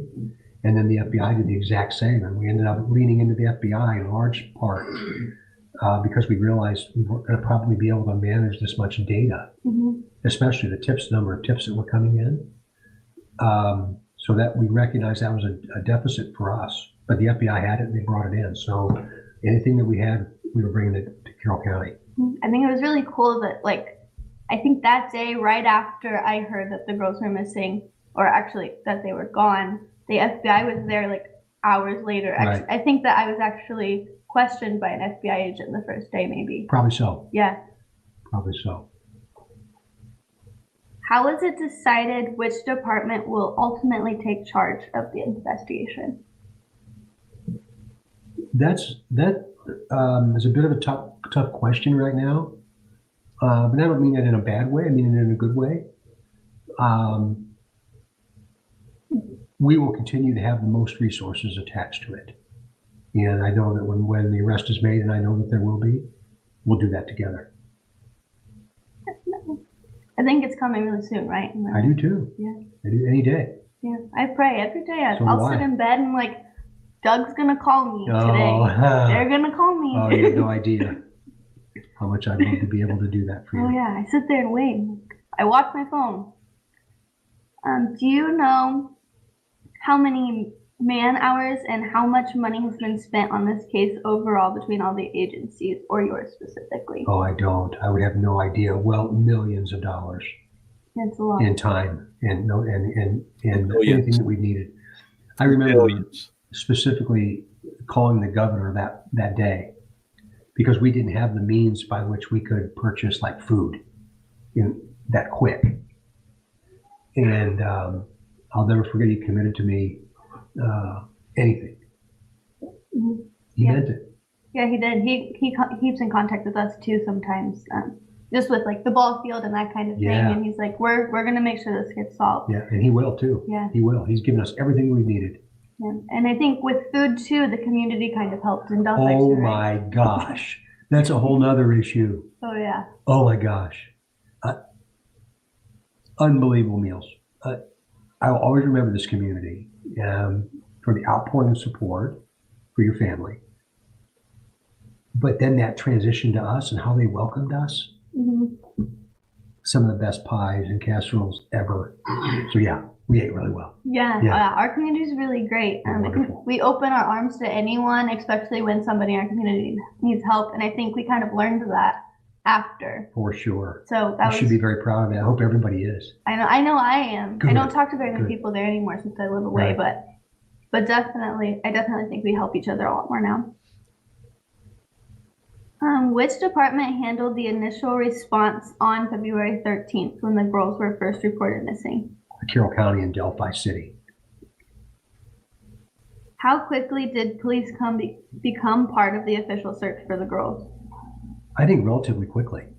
I think so too. Yeah, remember, it's a very small rural community, so the word travels fast. Mm-hmm. And it was just, again, the outpouring of support. We've seen sometimes can lose sight of that initially, but it was unbelievable. As investigators walking around in the wooded trail type of area, like the area that was searched for the girls, what are some of the challenges that the searchers might have encountered? And what kinds of things were we looking for? Well, certainly access was tough because it's very rural. And there's a lot of rolling hills out there, and there's a lot of woods. So that's always a challenge. The one thing that was not an issue at the time was foliage on the trees. So visually, there was more available than there would have been in the summertime before the leaves fell off. But that was a very challenging area, no doubt about that. Yeah, definitely. Yeah, I know I was terrified to cross the bridge, but knowing now that I know I didn't even have to cross the bridge. No, you weren't. but I did it twice, and I don't want to do it again. And twice on the same trip, one way and back. Mhm. Now I want to do it again. Yeah, Libby always forced me, and I would have to crawl like over like these Yeah. giant Wants to hear holes. that Like, how reference. did they even cross it? Like, I would be terrified. Unbelievable. Yeah. Unbelievable. Yeah, one of the many things I admire my sister for. I could Yeah. never have done that. Right, me either. Okay. And what kinds of things were we looking for while we were out there? Anything unusual. Anything unusual at the time. I have one big issue. When I was out there, I was looking for like my sister. So then when they're like questioning me, they're like, "Did you see anybody around you that you were like suspicious about?" I'm like, "No, I was looking for my sister, like on the ground somewhere." Right. So like now when I think back and they're like, "Who was with you at the time?" I'm like, I have no idea. Yeah, and that's I don't something. remember. Yeah, Yeah. and that's a good answer. Yeah, I have no idea. If something hits me and I'm like, "Oh, that guy that I saw," I'm like, I'll say something. I'll tell you guys. But I'm like, Oh. right now. And then, I that don't could know. happen eventually. Oh, see, I just don't know. I just don't remember. But I mean, if I ever do, I'll tell you guys. You guys picking up on that bullshit? I'm sorry. I know it's supposed to be kid-friendly episode, but I'm losing my temper already. Did you catch that? Oh, but if I remember something, I'll tell you guys. I will. I will. I'll be honest. I promise. I'll tell you guys. Yeah. That could happen. Yeah, and I think I've learned that through my forensic psychology classes. They someday you might just click and be like, oh, this guy was walking with me that day. Right. No, forensic psychology that I'm taking so I can better hide these murders. Yeah. If I learned that that one day something might click.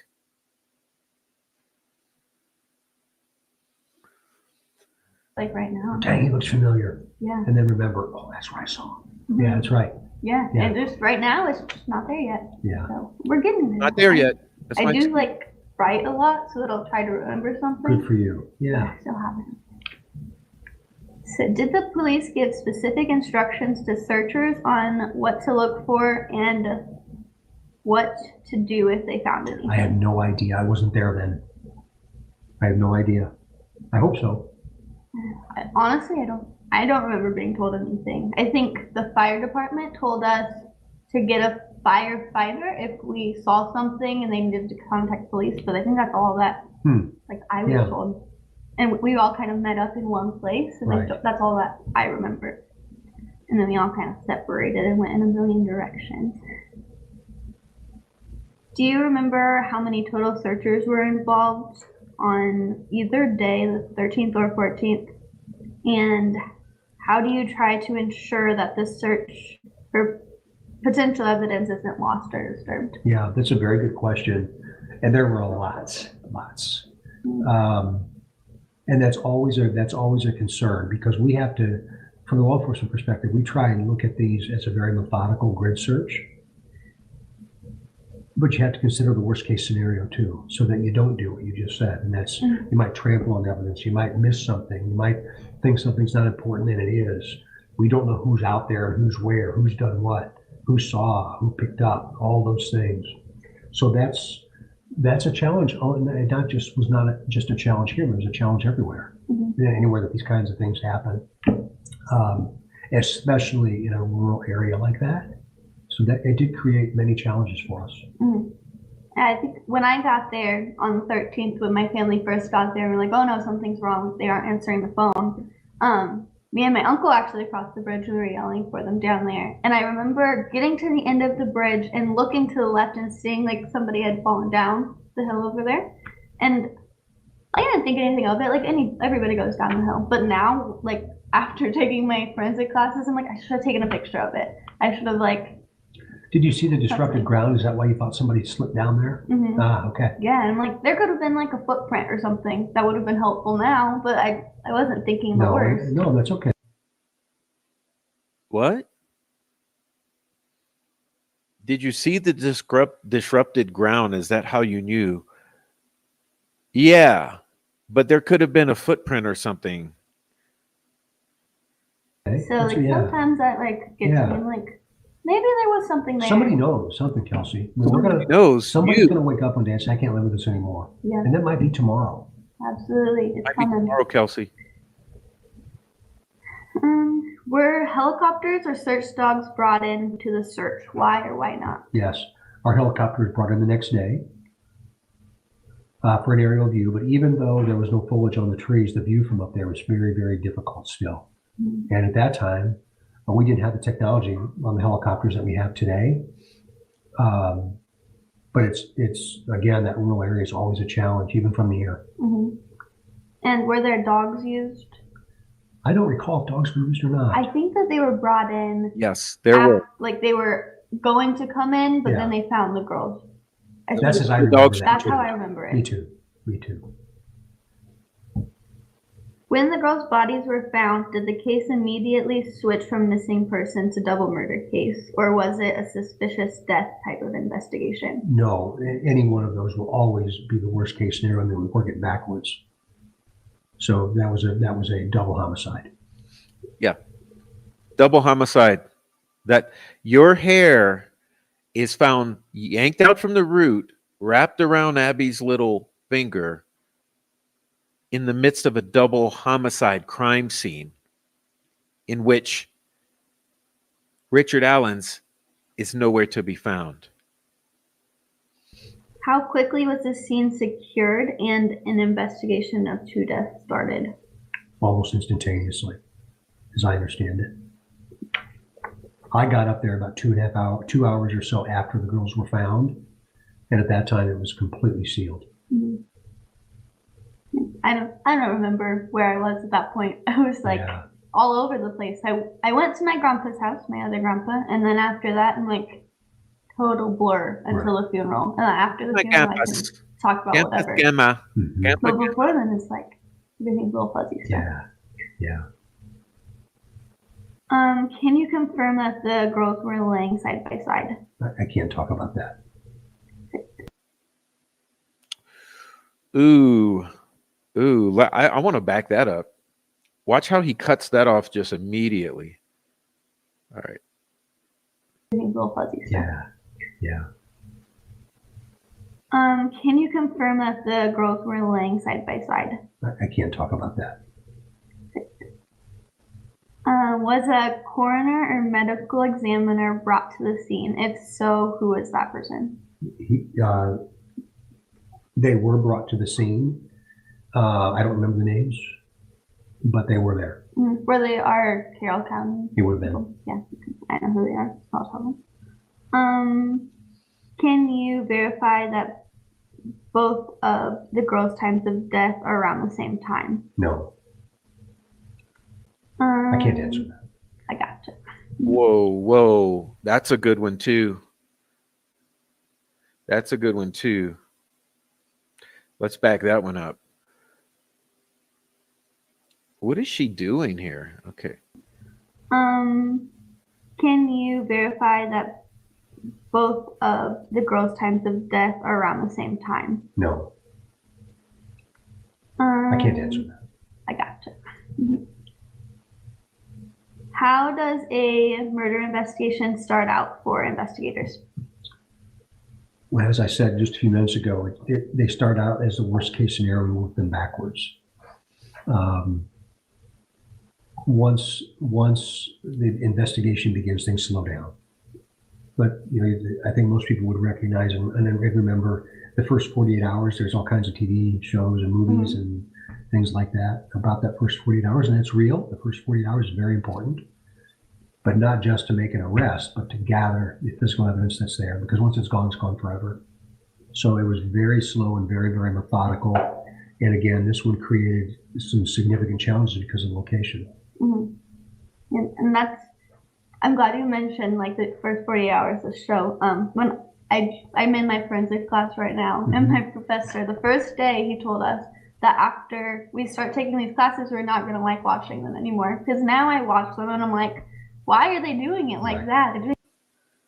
Oh, you're so smart when it comes to crime scenes, Kelsi. You're so smart. You're professor in forensics.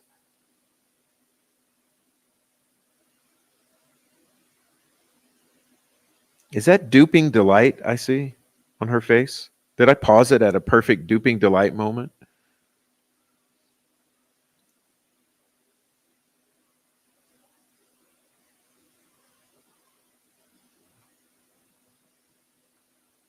All this stuff wrong, and so it's just amazing to think that like they can solve that in like 55 minutes, and I'm sitting here like 3 years later. Like that's how it really works. Well, the problem with that is people think that in 43 minutes of a 1 hour TV show that things can be solved all because of science. That's just simply not the case. Sometimes it is, but we have this unreasonable expectation that science is the be all end all to everything, and it's not. Yeah, definitely. There's definitely a lot more to it. Yes. So police scanner audio during the search revealed that the girls' undergarments or clothes were found during the search. Can you comment on that, or whether or not they were found related to the murders? I can't. So you're studying the police scanner audio as well? I don't know how interested I'd be in that if it was my dead brother or sister. Yep. All right. Remember, there's things that we know that only the murderer knows. Yep. So I can't talk about anything having to do with evidence. Absolutely. And I know that, but I told them I'm going to put them in here. Anyway, Police didn't announce to the public right away that the girls were murdered, but how soon did investigators determine that the girls were murdered? I'll just say very early. Yeah, right away, I would assume. Police choose not to release the cause of death. Can you say why that was? Only the murderer would know. Can you give us any details of where Libby's phone was found, and how quickly did you realize the phone itself might include evidence for the case? I can't talk about that.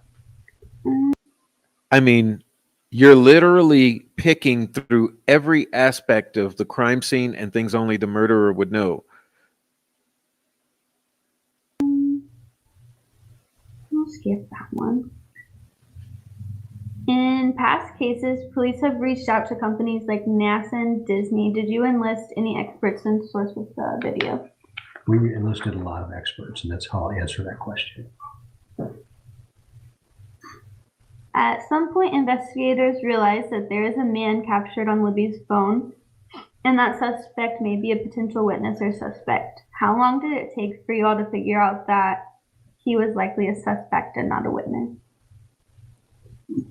That has to do with an investigatory process, so I think I'll leave that question alone. As an investigator, how encouraged were you that the video was a video and audio that you had found of a potential suspect? Important enough that one day I'm going to tell her thank you. Me too. I was pretty proud of her. Very proud. So I saw that, and so at DELPHI, the students and like the teachers weren't allowed to say anything about it because they didn't know how it would affect the kids there. So I was in a Spanish class, and I had just went back when that was released, and my Spanish teacher looked at me that day, and she knew that there was a press release, and she's like, "Kelsey, why aren't you there?" And I said, "Well, my grandparents are there, so that's okay." And I didn't want to be part of it at the time. I just needed to get away, and I was going to watch it on my phone because I could sit in the back and just be quiet. And she says, "Well, do you want us to play it in the class?" And I'm like, "You're not supposed to do that." But she shut the door and she locked it so nobody could come in, and she played it. And so like our whole class was sitting there together watching it happen. I remember everybody just going completely silent and just looking around at each other. And that was a really... Was that when we were at the church? The press conference at the church? I think that you were at the church. Okay. Yes. Yeah. Yes, it was very... I remember it like it was yesterday. Yeah, me too. That's... Remember it like it was yesterday. Is that where you said, to the killer who could be in this room? And that's kind of how I remember. I was with my people that were really close with me, and we were all sitting there together. And it was just, even the That's people... kind of a neat moment for you, wasn't it? Yeah, like even the people who know her were sitting there in tears because it touched them so much. So that was just a really amazing place to be in that moment. Oh, that's terrific. Mm-hmm. Neat story. Yeah.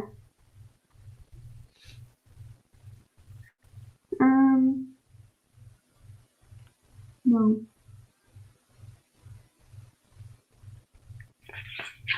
I'm skipping the ones about the video because you're not going to talk about them. I won't. Were you shocked or surprised after releasing the still photo and audio of the suspect and it went viral that he wasn't quickly identified? I was. I was, and even a little bit disappointed, probably. And the reason I say that is I may be jumping ahead on your questions, but anybody that closes their eyes and thinks of a family member, or a friend, or a coworker, or a neighbor, whoever that might be, and you see them from the neck down, you know who they are. You know who that is. So somebody knows who this person is. So that's a negative to this, but it's also a positive to this to me now. I didn't realize that at the time, but I know that somebody knows who this person is. Mm-hmm. Definitely. And how shocked or surprised are you that it still hasn't been identified after 3 years? Well, I can't imagine what you and your family have felt and experienced and endured over this period of time. But I carry a piece of the bridge in my car, and I can't wait to get rid of it. One day I will. Yes, I'm waiting for that day for you guys too. I know you guys put a lot of emotion into it. Like even when people don't see it, they're like, oh, these cops are really bad people. I'm like, no, they're not. I don't know where some of these people get their information about police officers, but it has taken its toll, and this has become the focal point of individual lives to be able to bring this person forward and to allow your family to heal. The byproduct and the consequence of that is the consequence on other people, and then not just us, but community members. You know, people don't even know your family, but that now know the Delphi community. And remember, this is on the heels of the floor fire. So two tragic events that occurred in one county months apart that remain unsolved. Definitely. It weighs heavy. Definitely. And I think we just put ourselves out there and talk more, but I definitely advocate for them too. I hope that both of our cases get solved very soon. Yes, me too. No, you don't give a shit about the Flora fire or those poor little girls. Let's be honest here. None of your family does. No. Is there any additional evidence that you would release in the future if it were needed to help solve the case? Maybe. How closely did you look at Abby and Libby's social media to see if they could hold any clues? We know a lot. How many tips did police receive early on, and how did you sort through what was potentially helpful and what wasn't? Well, we had so many we couldn't manage them early on, and we're up to around 46,000 now. That's why we brought in the system the FBI offered. That helped us not only collect that, because remember, we can't, even though we collect it, we have to know what the action was, because I think that we're just one tip away. So we have to make darn good and sure that we follow up on those tips that are appropriate, and then we properly catalog them, because once the arrest is made, the investigation starts all over again. Yep. So that's when the real work's going to begin again. So it's really important that we track data. Yeah, and it's important to keep some of that stuff to yourself, right? So that you have that when we go to trial. We know a lot. Yep.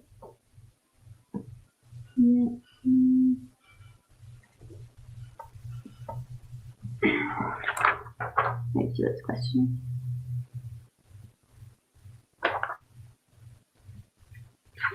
I don't like it.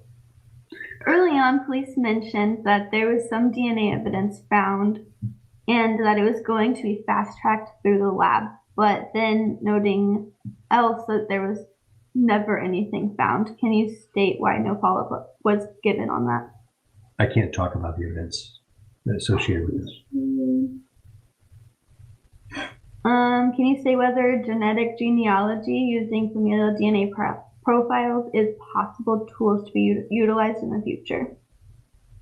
Again, it's associated with DNA evidence. Don't want to talk about that. To date, how many persons of interest and suspects have police looked at, and what makes a person a suspect as opposed to a person of interest? Well, everybody's a person of interest in almost anything that we do. And I can't speak specifically to this with the number of people that there are, but again, we work these from the worst case scenario and then backwards. So that number would be a lot, but that would be up to the detectives, not me. As far as the suspect in this case, are there any things that you are confident in as far as age, height, weight, etc.? This is my own personal opinion. I believe that the person on the bridge that we have the photograph of is the murderer. I believe that we have his voice, and I believe that we have a video of him walking. And that's why I know somebody knows who he is. Me too. I think like if I looked at that and it was my grandpa, I would be able to tell you that's my grandpa right there. Absolutely. And that's because I see him all the time. So when people are like, why can't they release more of the video? I'm like, well, if that was my best friend, I would know who he is from that. So I don't think that they need to release more. So they ask me that a lot. They're like, is there more that they can release? I'm like, well, I don't know if there's more because they wouldn't tell me. But if there was, I would tell them not to release it. Right. So Yeah, I make sure to tell them that a lot.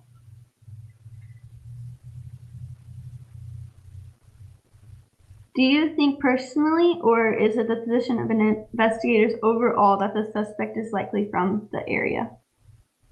That would be speculative. My own personal opinion, probably at least some familiarity with the Delphi area. But that's just me.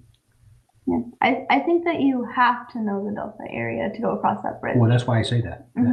If you haven't walked across the bridge, you don't understand, right? Yeah, like that bridge is scary. It is scary. There hasn't been a train on that track since I think 1929. Yeah. And those railroad ties are rotted. Yeah, that bridge scares me. So for somebody to be able to cross it, just like watching that short video, just watching him cross it in that little bit, you're like, he's moving well enough that he has to know the bridge. He's done that before. Yes. That's what I think too. So that's just me though too. Do you think it's likely that someone knows who the killer is and hasn't come forward? 100% sure of that, in my mind. Yeah, me too.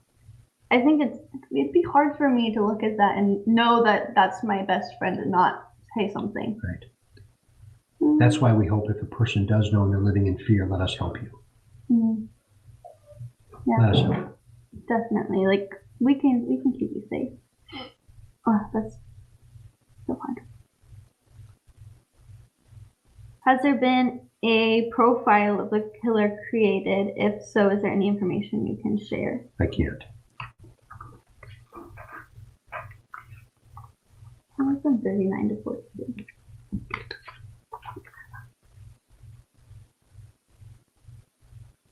All right. Pretty early on in the case, a composite sketch was released of the suspect. How did that sketch come to be created, and what from the video did you draw from to create the sketch?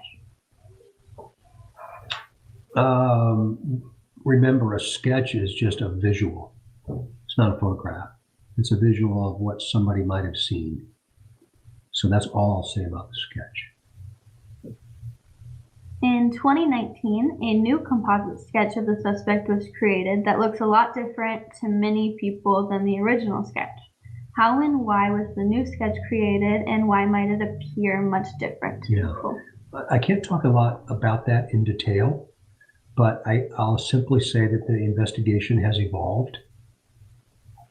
And there are things we know we can't explain. And I know that there was a lot of anxiety about that. And even there was some confusion and some blame and some criticism of us.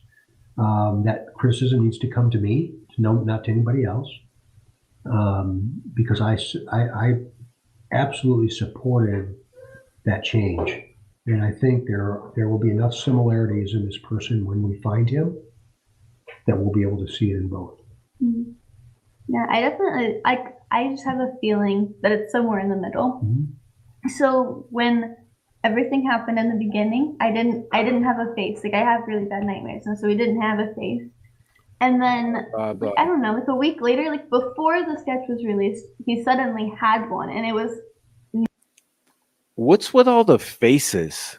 Are you guys seeing those? Like, I hate to use the word retard, but she's making like disjointed faces from the things she's speaking, like a retard. Let me back it up a little. Let's see. Watch the faces. Just focus on the faces. I didn't have a face. Like I have really bad nightmares, and so we didn't have a face. And then, like I don't know, like a week later, like before the sketch was released, he suddenly had one, and it was not the contorting of the faces. New sketch, not the old one, but it was somewhere in the middle. Mm-hmm. And so I always try to figure out what that face is. Like maybe I do know him, maybe I have met him, and that's the face. Like I'm giving it with the voice. I just don't know it yet. Kelsi, you are spot on. I wish everybody would look at this that way, because the similarities. Let me back up. When people look at that sketch, they think, "Oh my gosh, that person is 20 years younger than the initial one," and they view it as a photograph. Mm-hmm. That is not what a sketch is. And it's really, really, really important people look at it like you do, mm-hmm. and understand that it's going to be somewhere in the middle, or there'll be some similarities between those. with a booking photo that I know we're going to get one day. Yeah. And I'm really looking forward to the day I can look in his eyes and tell him how much I don't like him. I'm looking forward to that day. Yeah. You don't like him. I can't. Okay, the guy who brutally murdered my little sister and left her nude and butchered like a slaughtered hog in the woods. I can't wait to see him one day and tell him how much I don't like him.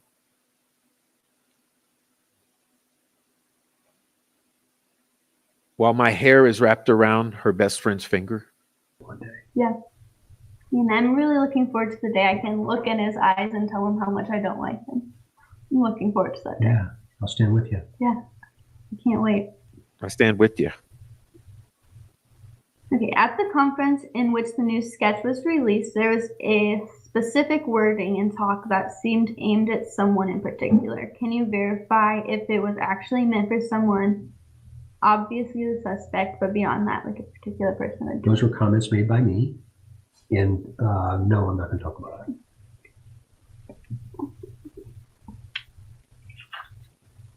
I'm assuming they were comments made by me, if that's what you're referencing.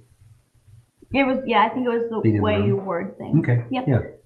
Another thing, I don't know if you can talk about it now, but there's the shack was used in it. Was that on purpose? It was. Okay. Have you seen the shack?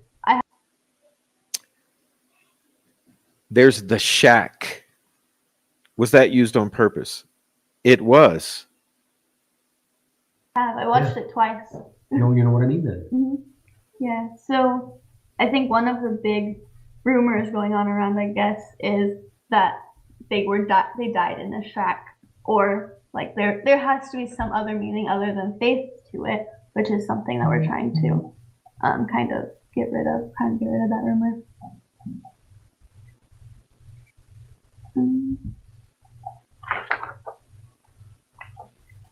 There was no shack involved. Okay. Oh, but that had a the field had a really compelling effect on me. Mm-hmm.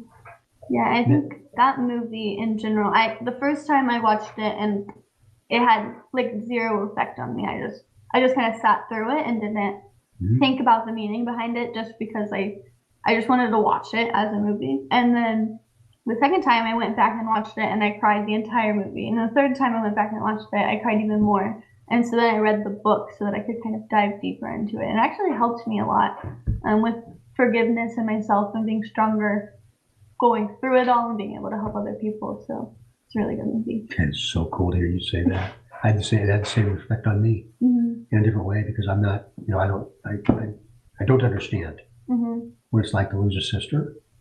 But that movie had such a profound effect on everything about our life that it was worth mentioning.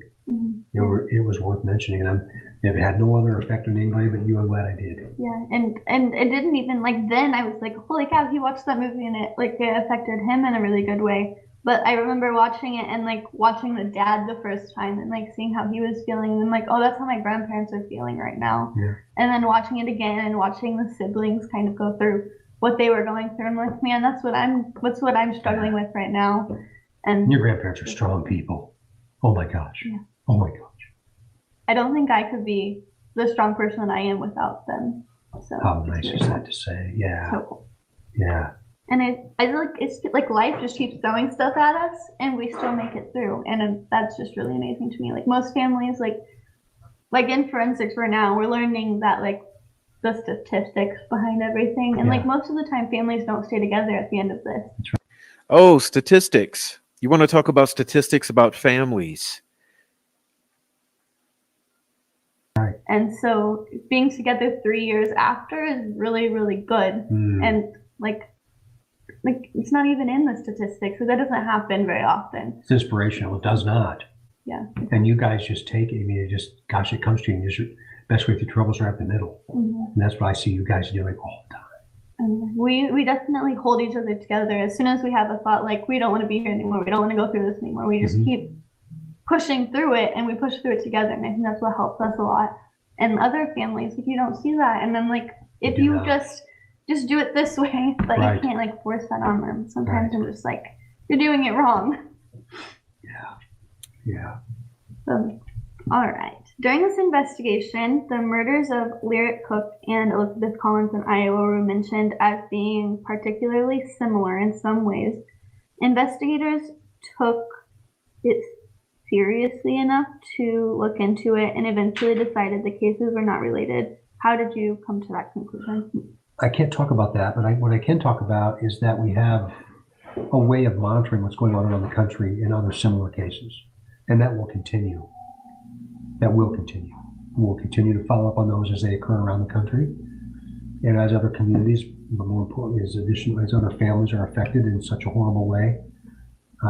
It doesn't matter where it is on the globe, we're going to go, and we're going to see if there's any similarities with what occurred here. And you know what scares me more than not knowing who did it and not knowing exactly what happened to my sister is the fact that he's out there somewhere and could do it again. Yeah. And I think that's what causes so much anxiety in me. I think that's what keeps me going instead of stopping. Right. Is because even if I go my entire life not knowing, I would rather not know than it happened to another family. Right. Good for you. So. Me too. Yeah. And that's one of the reasons that we're never going to tire on this, because we've got to bring it to your family. We've got to bring it to the community, because there's a likelihood that he has either done this before or will do it again. Mm-hmm. I think most people understand that. Yeah, definitely. And it's very scary knowing that he's out there somewhere. Like I could be at Kohl's when he comes up to my register, and I would have no idea. Mm-hmm. I might get a feeling, but I would have no But idea. remember, this is a little bit different because we have a visual. Mm-hmm. Yeah, that's true. If I can see him walking, maybe then I'll Exactly. be like, "Hey, that's our guy. I'm going to leave right now." Yeah.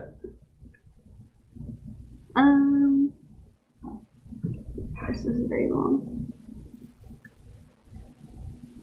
So there have been a number of suspects and persons of interest, those are real words that I should have used, that you have looked into and publicly admitted that you looked into in many cases. These are people brought forward by tipsters in the public. Did any of these men seem promising, and how much of a letdown was it when you were able to rule them out? I'll say in this entire investigation, almost 3 years now, that there have been a lot of highs and lows, because we're people too. And there's just been lots of highs and lows. I think there will continue to be, but that doesn't mean we slow down or stop just because there are some lows. Like you just said, what do you guys do? Definitely, we stick together. Yeah, absolutely, that's exactly what we're going to do. Yeah, definitely. Yeah. I think the first main person that we looked at, we were like really hopeful about this person, and we were like, oh man, it could be him. And I think after that person, after we heard that it wasn't him, and like he was ruled out to us, maybe, but maybe not. Not officially, you guys didn't tell us he was ruled out, but like to us he was, because we didn't hear about him again. So we got that, and we were kind of let down. We got less hopeful. Right. And I think after that, we stopped looking at people like that. We stopped saying, oh, that's our guy, because after you get let down the first time, we're like, Right. You don't want to be let down. You don't want to get your hopes up. So after that, we were like, we're not gonna put too much into these people Right. that these people are putting out there. Well, the other side of this, Kelsi, is we have to remember and realize this was such a high-profile case, as it should have been, and as it still is, frankly, that there is a lot still to this day going on the internet, with people communicating and talking in different groups and putting side-by-side comparisons with a coworker or whoever that might be. Eventually, they're going to be right. Or eventually we're going to be right, or you're going to be right, whatever. But what if we're not right with a person? Mm-hmm. And that's happened. So What if you're not right with Richard Allen? What if you're not right?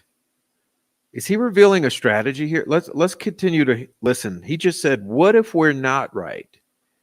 So there have been people that have had a really hard time continuing to do what they do, and they were nowhere near this area. Mm-hmm. And that's happened nationally.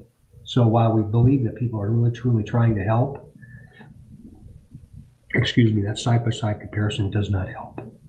Definitely. Yeah. And I don't know if you keep up with my Twitter account, but I have no What about locking him up for 2 years to the point of near death and bringing him to trial? Social media platform Really? by design. Yes. I think Kim gets on there and Solcom, is that his Tony? name? Yeah. Yeah, he gets on there and he likes my posts sometimes. So I know they're watching me, but which is good because there's some people on there I'm like, they're really creepy. But there's this one guy, his name, he calls himself Dexter. And today I got a notification that he made an account with using my name. And so this guy will post these pictures of one person specifically right now. It was Chase at one point. It was another kid I go to school with. And he'll post them. And he harasses these people all the time. And so it's just those people, like I know these people are innocent. I was with Chase. And like Brandon goes to school with me. Like he's the nicest kid I've ever met. And You were with Chase, so you know he's innocent? Aaron is the nicest kid I've ever met. And so it's really crazy to me these people are like that. Well, it's easy to say what you want on social media and hide behind a screen, right? Mm-hmm. Yeah, it's dangerous. Yeah, he he came to CrimeCon, and I didn't know this until somebody sent me the picture. He was standing right behind me and took a picture and posted it on one of his pages. I'm like, he's a very scary man, I think. Yeah. But he can do what he wants. Hopefully, those people aren't affected as much as I think they are, because I would feel terrible if they like got really depressed or really sad and like couldn't handle it just because this guy is doing that because of my sister. Right.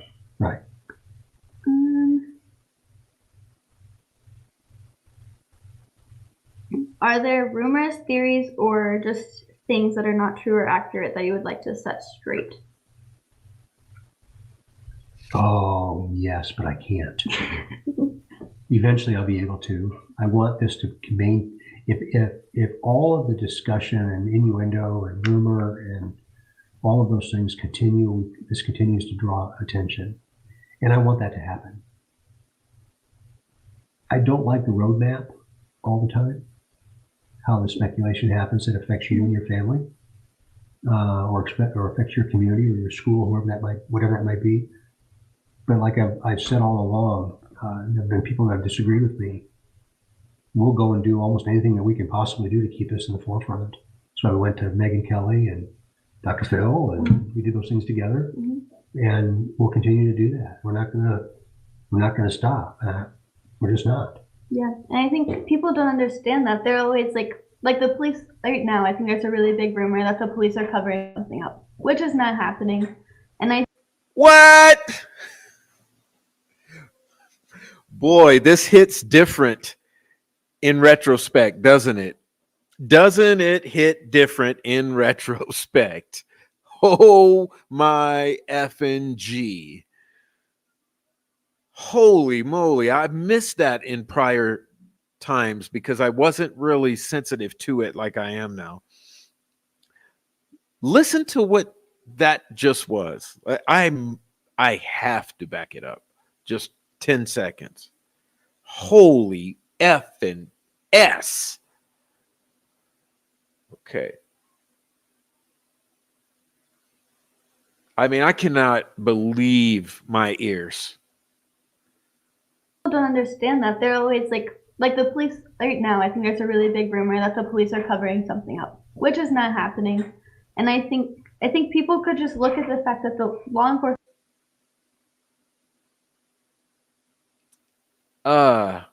Narrative much? So I went to Megan Kelly and Dr. Phil, and we did those things together, and we'll continue to do that. We're not gonna stop. We're just not. Yeah, and I think people don't understand that. They're always like the police right now. I think there's a really big rumor that the police are covering something up, which is not happening. And I think people could just look at the fact that the law enforcement is going with us to do all these things and realize that that's not what's happening. Like they're putting so much effort into this. There's no way that they could be covering something up. What the fuck? Whew. Talking points much? Conversations with people before, and I'll keep those are private conversations. I promise you on lives of two people that are most important to me in my lifetime, and is my daughter and my wife. That's not happening. While I'm here, there will be nothing of the like. Mhm. And that's just a rumor. And that, you know, today in today's world, again, it's easy to say something like that, but take a step back and think about what it would mean for that to actually occur. Mhm. And it's just not. Yeah, and I think the reason people think it is because there's a couple cases specifically that I'm working on that I post a lot about, but there is a lot of police corruption, and I think there are in other places, but I definitely don't think there is any here. Jerry Holman, Tony Liggett, Tobe Lesenby, Unified Command. Wowzer. I mean, I had altogether missed this. I'm so glad we did this together tonight. I got to just go back a little, one more time. Nothing of the like. Mhm. And that's just a rumor. And that, you know, today in today's world, again, it's easy to say something like that, but take a step back and think about what it would mean for that to actually occur. Mhm. And it's just not. Yeah, and I think the reason people think it is because there's a couple cases specifically that I'm working on that I post a lot about, but there is a lot of police corruption, and I think there are in other places, but I definitely don't think there is any here, or at least in our case, maybe there are in other places. How has this case affected you personally? Oh, gosh. Frankly, Kelsi, I don't know why it's had such a profound effect on me, but it has. And I think it's maybe my age, and maybe it's the time that I've been doing this. Maybe it's all the death and dying that I've seen in my lifetime. It's the sadness that I see in your family, and it's the sadness and response that I saw in the community of Delphi in your county. And then that grew into this bigger thing that was now the whole state. Then it grew into the Midwest. Mm-hmm. Then it grew nationally, and even grew internationally. And I feel tremendous pressure to solve it. And that's internal pressure, not from anybody else, but for all the reasons that we've already talked about. So I have pretty specific prayers I say at night, and they'll always be included in those prayers, those girls and you. And I think about them every single morning when I wake up. Because it's representative of evil. And I don't believe evil is rampant in our society. I think most people are good. Mm-hmm. But this represents evil, and the effects of his actions change the trajectory of many, many, many lives. And I take that very personally. That's probably why. Mm-hmm. I have had this feeling. It's a very big God thing, I think. So I don't know if you've heard the story of where I was at the time, but I interviewed a searcher for this podcast who was with me. She lost her brother when she was my age at the time. So I was 17, she was 17, and her brother died in a car crash. So she was actually the secretary at the middle school in Delphi. And so I knew her pretty well, but she wasn't like my best friend, wasn't really close with her. And so the day that the girls went missing, she heard about it, like it was going all the way around school. And she was like, okay, I kind of want to be involved, but like I can just do it from home. I'll just like look online, see what I can find. Well, she went to bed. The next morning she woke up and she was watching the news, and she was just keeping updated online. And she was like, I don't want to go out and search. I don't want to be that involved. Well, she said, Kelsey, I don't know what happened, but I felt a really big kick in the butt. Like, I think God was telling me I needed to go get out there and do something. And at that moment, she went out, she got dressed. I think she was just wearing sweatpants and like Crocs or something to go out and like stomp around the woods. And like, she just got up and went. And so her group was actually going in a whole different direction as mine. But I passed her, and she just like suddenly felt like she needed to go with me. And so she ended up being with me, and we crossed the bridge together, and we like searched underneath the bridge, and we were down there on the like driveway, I guess it's under there. Mm-hmm. And we were standing there, and that's when somebody yelled something up to me. And the way she was looking around, she saw the whole scene a lot differently than I did. But as soon as I heard the word shoe, I knew, like I knew it was them. Like there were no other bodies there. Like there was no way that it was somebody else. But I remember melting, and just being with her in that moment was really awesome, because like I knew that she'd lost her brother. She'd come and talk to the school. I knew that she was feeling what I was feeling, maybe in a different way, but she'd felt it. Right. And so like I think there's a really, like, God There's is a all reason around she was this. there with you that day. Definitely. Yeah. Oh, I believe that every ounce of my being. Yeah. And you have this connection. Did you notice him bring up all the death and the ruining and destroying of people's lives? Did you guys catch that too? In the midst of all that, he responded twice about all the death and dying. Now that nobody can ever take apart. Yeah. So I definitely think, like, even though evil was surrounding the girls in that moment, and he took over at that time, God was still surrounding them. He was surrounding us, and he was there, and he's still his, and he's gonna make sure this is solved too. Yes. Well, the end of the movie, right? Yeah, exactly. What happened? Yep, they forgave him. I have no idea how he did that. I'm still not there yet. He just No, but I'm thinking more of the field. Mm-hmm. Off they went. Yeah. Oh, that was a good movie. Yeah. Very good movie. And I think it's had such an effect on me too. I think my faith is stronger because of it. Wow. And so I definitely think he's definitely working. Wow. You can take it. I think my faith is stronger. Wow. Oh, yeah. You just gotta give it to him. Yeah, I definitely hope that, like, my hope for the killer is that he does go to him. Like, even though he did kill my sister, I think someday I'll be able to forgive him because of that. And I think, girl, you ain't even met the motherfucker yet.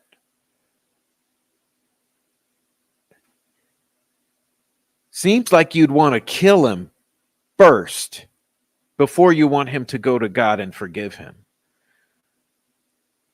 Sounds like you're virtue signaling a fantasy world narrative. I hope he's able to ask for forgiveness. I hope so too. I pray for that a lot too. And like, I feel like other people don't. Like my grandma's like, I don't think I could ever forgive him. Mm-hmm. But then, like, I watch the movie and I read the book and I read my Bible and I sit there and I pray and I'm like, I have to someday. Like, you can't hold on to that forever. Right. Like that's not a feeling you can just hold on to. It's not healthy, is it? Mm-mm. Yeah, I wouldn't think so. But everybody deals with grief differently. Yeah.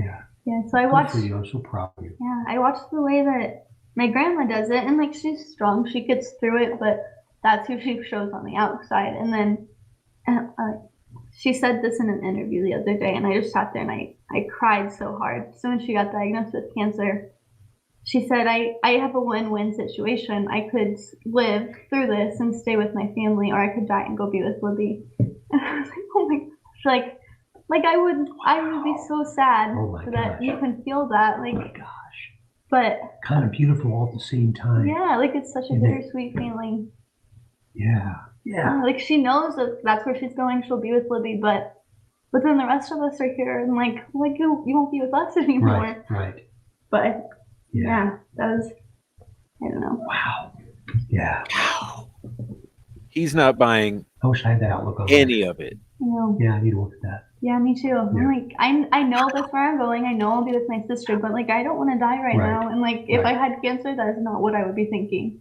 Yeah. I would be like, I have to like be cured. Yeah, right. Exactly. Me too. Yeah, me too. She's just like, it's okay. Like, no matter what happens, I have a situation where I'm either going to be really happy here with you guys and we're going to solve this case together, or I die and I go be with Libby and I get to know everything. Yeah. Like, Libby will tell me and I'll be like, everything will be here now. Libby will tell me. Yeah, but then you get to know everything and I get to be down here and just. We're sad for those that remain, right? But we're all headed that way, and we're all, if we believe, we'll experience His promise. Exactly. That eternal life, and that's so important. Yeah, and I think, like, we don't go to church regularly, but like I feel like we believe strong enough that that's where we're going. I think you do. I think you do. Yeah. And my grandma, she has like such an amazing faith. I love her. Cool. All right, last question. If the person that murdered Libby and Abby can hear your voice, what would you want to say to him? Call me. Call me. Mic drop. Look at the eyes. Look at his eyes. Look at his eyes. Look at his eyes. Look at his eyes. Mic drop.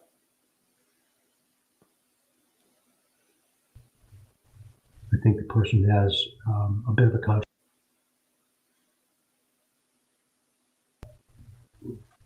All right, last question. If the person that murdered Libby and Abby can hear your voice, what would you want to say to him? Call me. Call me. I think the person has a bit of a conscience left.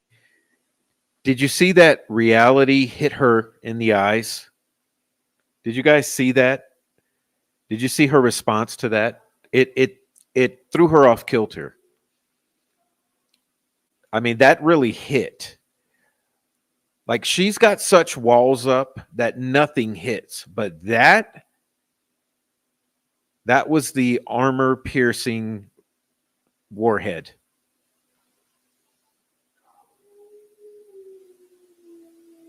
Yeah, that one hit like watch. I'm sorry to do this again, but just watch it hit her. Watch it hit her. Libby and Abby can hear your voice, what would you want to say to him? Call me. Call me. I think the person has a bit of a conscience left. You can meet him anywhere. And I would be very respectful. That's what I'd say. Awesome. No questions. I think I haven't really thought about what I would say to him. I've thought about it, but I have about 10 million things I would say to him. I just have like I should just write him a book so that when he goes to prison, he can read it. That's right. That'd be a good idea. Yeah, and then that can be what he does for the rest of his life, is read that book. That would be a good idea.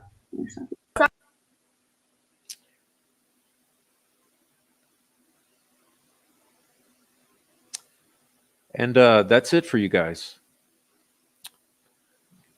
That's it.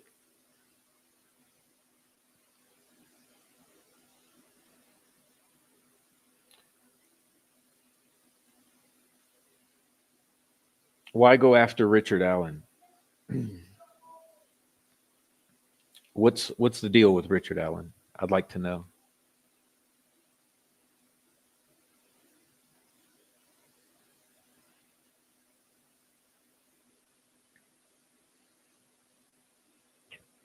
Pardon me?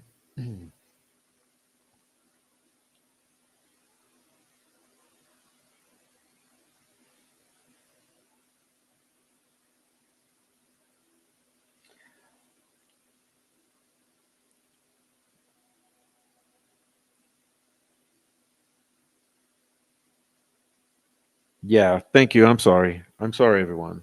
But I mean, I don't like watching it either, but I figured it'd be an appropriate time to take a review of that. I'm especially struck that I missed the whole corruption part in the years past upon watching that. That little segment about the corruption being non-existent in Delphi, it just flew by me, I guess. I missed it.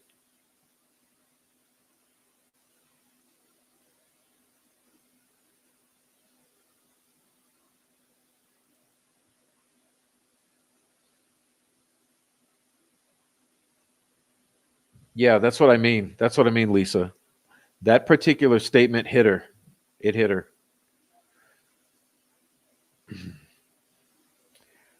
You could see it clearly. I mean, dude, can we just speak honestly here on this channel? We're not trying to hurt anybody.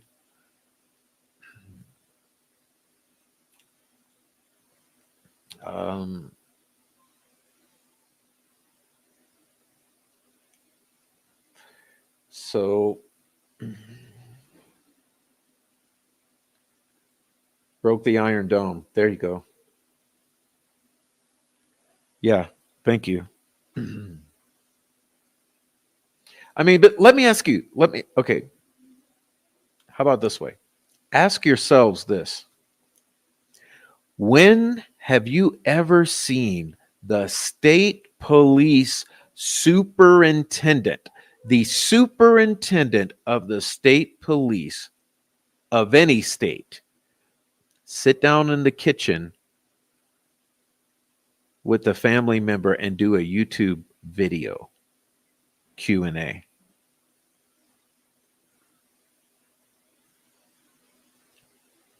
I'll wait for the response.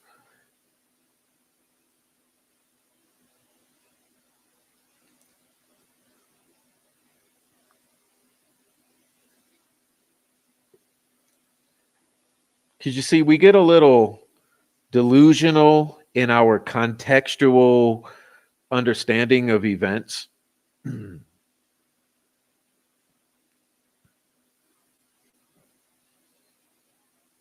So just to set us straight.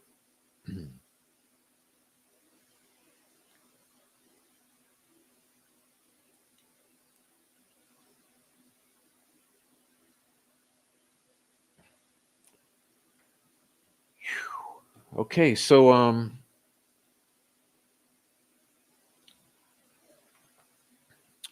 yeah. I want to thank Rebby Lee for the super chats. Thank you for that.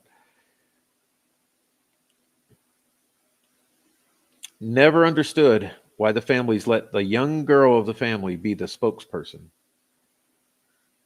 And how did the grandparents become the parents?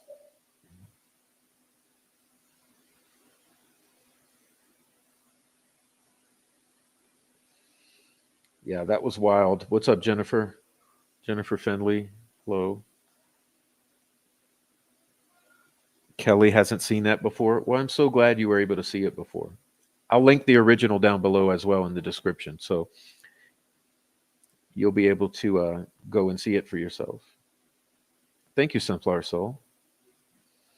All right. Thank God that is over. I'm so uncomfortable right now.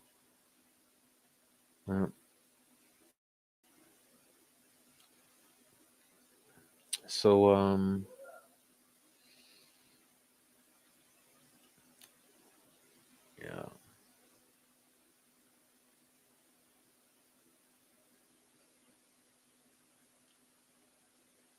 Love Song says, I need a little schnapps now. I need to go lay down and go and chill out for the rest of the night. I can't talk about this anymore. I'm done. That was it for us, ladies and gentlemen. We'll wrap it up soon. Jeez. I think we did a great job, though. We talked about what had to be talked about.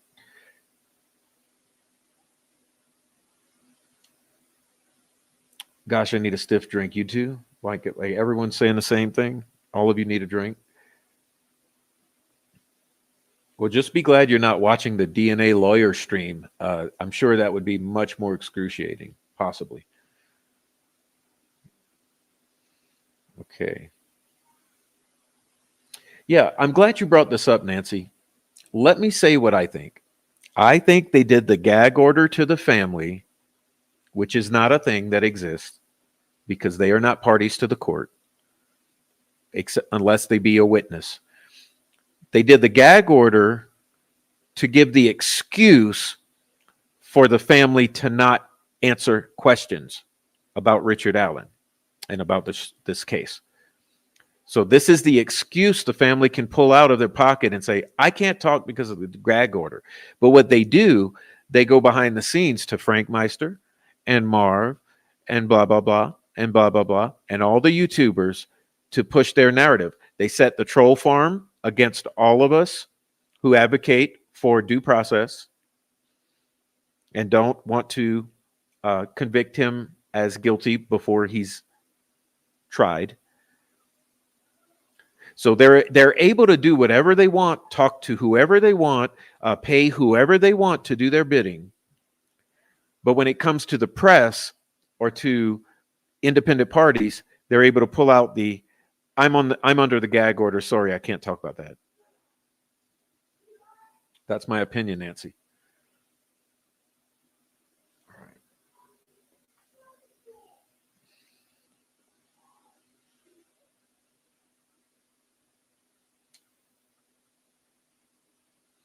Thanks for playing the interview, Prof. It's good to be reminded of the conspiratorial personality. She was baiting DC, and he was a cat after a mouse.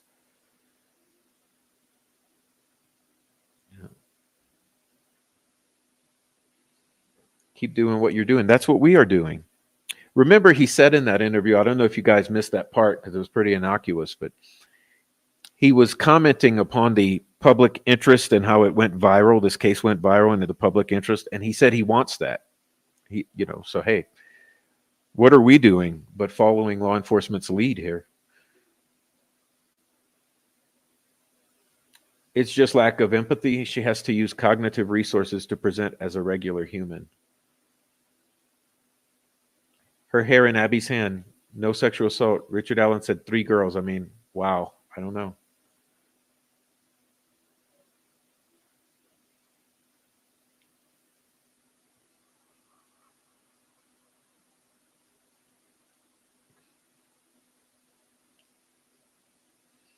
It almost felt as if she was flaunting that she knew he suspected her involvement. The family must have something on Carter to have them sit for a school project. Okay. Well, good point there, Rachel Peck. Thank you, Rachel.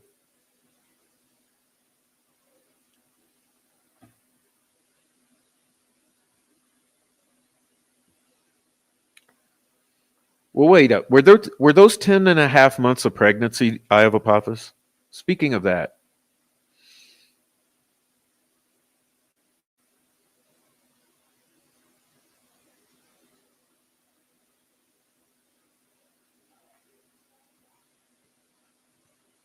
I've been saying this, but people usually ignore what I say. There are many things that have occurred in this investigation that are unique and rare. Yeah, no kidding. No kidding. That was after the change of direction press conference before the arrest of Richard Allen. Somewhere in that interval. I forget. I'll go find it. Okay.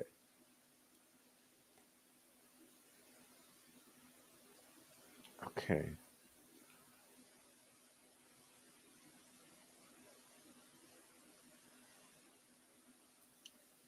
Thank you for coming for live and opening up a very necessary topic for today. Well, no one else was going to do it. No one else was going to do it because, like I said, what they're going to all run with now is various male DNA partial samples, meaning that there was sexual contact and physical contact with other males who were not identified, as well as family, blah, blah, blah, blah, blah, blah, blah. Zero discussion of Kelsi's hair in Abby's hand.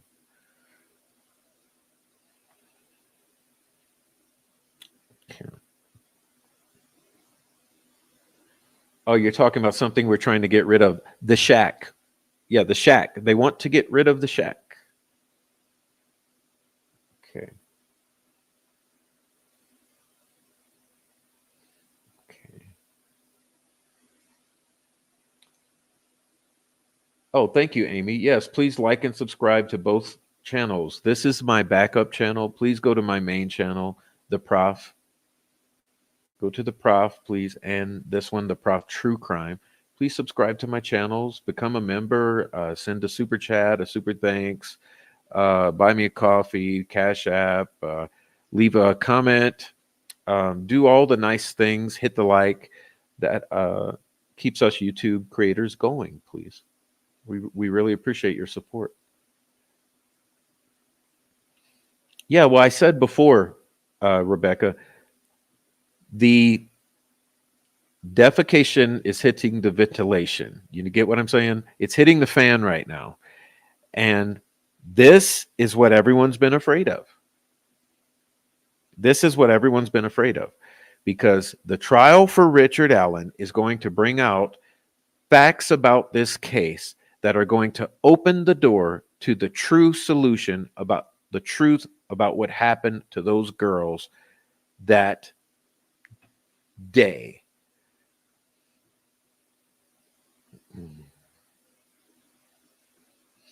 Okay. I'm going to step out on the porch and smoke. Stressed out. I tried the DNA lawyer thing. That's why I came here. Yeah, like being at the dentist, possibly. All right.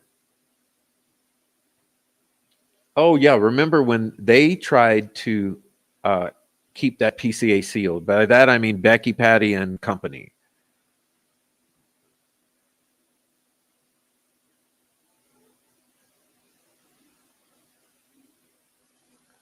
They stated in the arrest presser that anyone who wanted to interview the family had to go through law enforcement to get interviews. I found that strange. We will trust, we'll hand out banana breads and pizza, and everyone, no one will suspect us. Okay.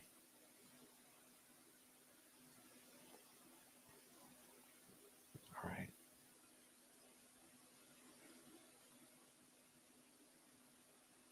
Yeah, I believe so, Rachel. I mean, the what I came away from it with is message sent, you know.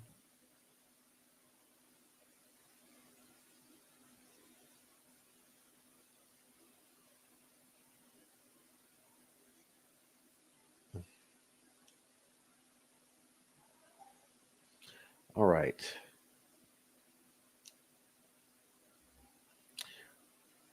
See what we got here.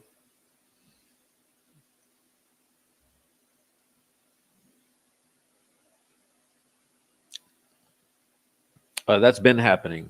Yeah, that's been happening. And like Rick Snay says, he proved his worth. And Carter owes him 10 and a half months from Merck's to Dr. Phil. All right. But I'll go back. Before we end, I want to go back to my initial proposition. And that's there's not a hair pulled out from the root, gripped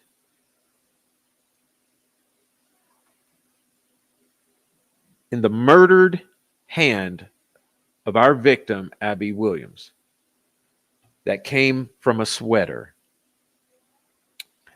I would venture to say that that sweater, when it was put on her, that her hand was already in rigor mortis and clenched.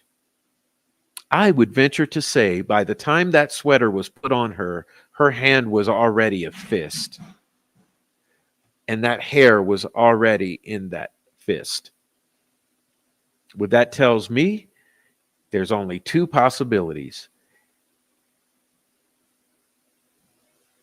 The person who deposited that hair was struggling with the victim before the murder or with the victim's body after the murder, which means a grappling with the girl or a moving of the body.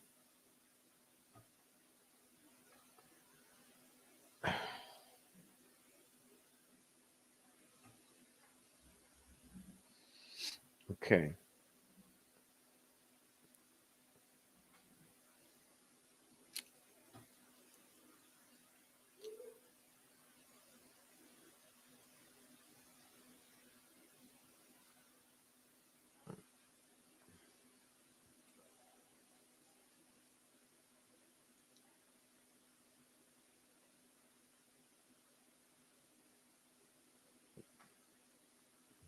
All right. So, thank you, Housebroken. Thank you very much. Thank you very much. So what?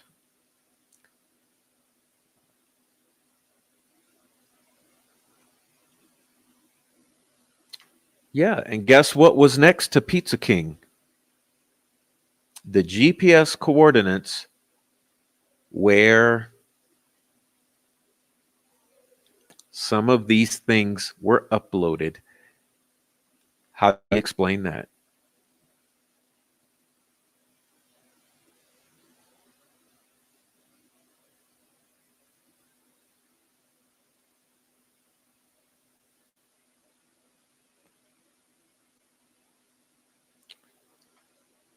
What's up, Captain America? We hope the defense will focus more on disclosing the truth about the Delphi murders, because we truly believe that the prosecution has done a good job of presenting the proof that Richard Allen was not involved. At least they presented proof that they have no evidence that he was. So,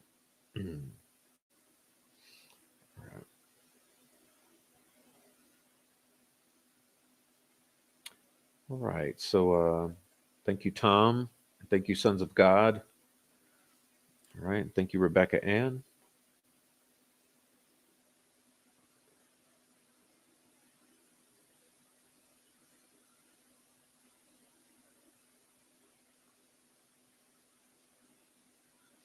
That's what I'm getting at, Sunflower Soul. That's what I'm getting at. The legal voices don't understand it. They are being influenced by the theater that was played out in the courtroom today, which was to hurry up and disclose about the hair and get it over with, and then to go into hours and hours of talking about all these various male DNA partials and non-matches and matches and blah blah blah and semen. And so they tried to put out all of this misinformation or really distraction, all of this less relevant stuff, blanketed the day with it in order to bury the hair in the victim's fist.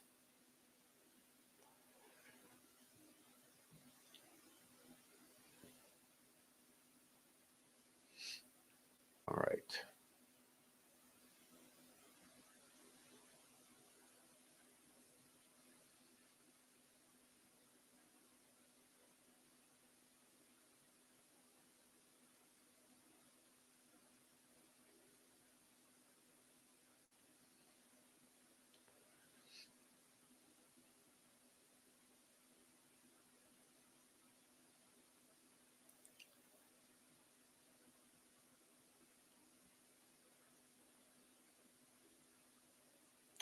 Thank you, Housebroken. Another great live. I'm going to go in my closet and scream. Good night, everyone. Have a good night. Sleep well, Kelsi.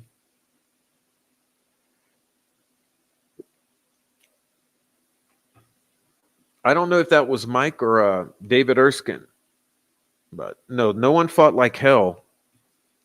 It doesn't look like it. There are no defensive wounds at all whatsoever. How do you get... Someone raised an interesting point, and I put it on my community page. How do you kill two little 13, 14-year-old girls with a box cutter as a lone wolf, and neither of them have any defensive wounds at all?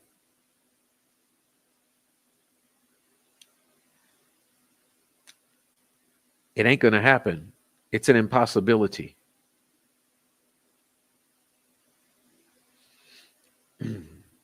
Pizza King uploads, or at least near Pizza King parking lot. I don't know. Farm Bureau.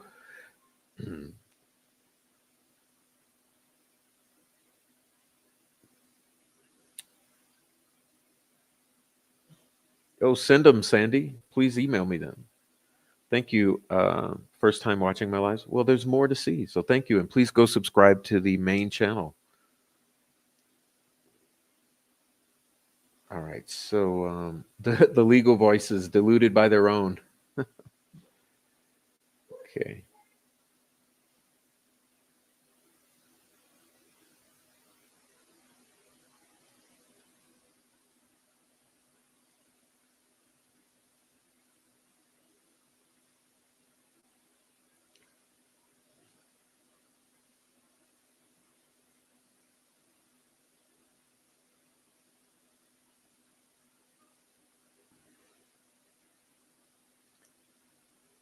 Okay, so trying to catch everyone's comments here. The only way no defensive wounds is if drugged or tased. No, there's another way. or multiple perpetrators where you have 2 or 3 other guys able to restrain the victim when you're causing the wounds. So the way that it's possible without drugging or tasing or anything like that is that you have several guys. And like I said, let's say you have 3, 5, 7, 9, 11, 15. You could easily restrain both girls, cause these type of injuries without leaving any defensive wounds. You'd be able to do all kind of things, like easily move the bodies, like go put one body in the creek and maybe wash it off and then bring it back and then maybe redress it. And all of these things that are strange that would have taken time and multiple individuals, it would be possible if you had time and multiple individuals. Okay.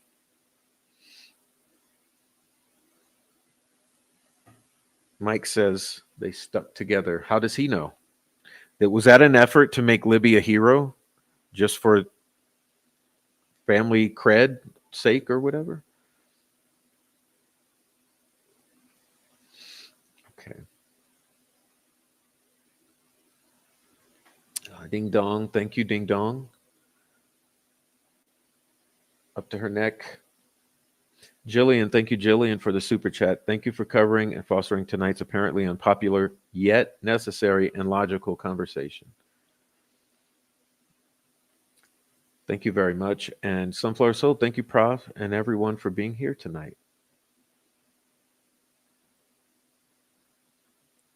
Well, and if you just are coming in late, please do a favor and go back to the beginning and start over so that you catch the beginning portion, because there's some points I make that I think are relevant and important for context to the second half that we just had.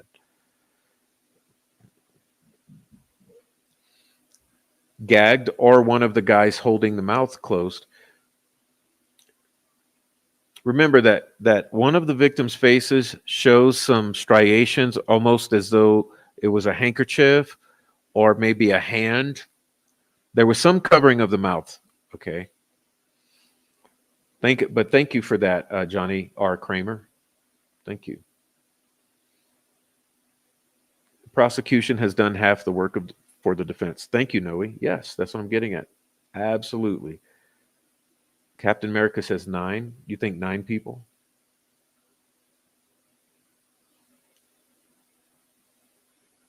Kaboom, says Abram. I don't know what the kaboom is for, but kaboom. Maybe it was a point I made. All right.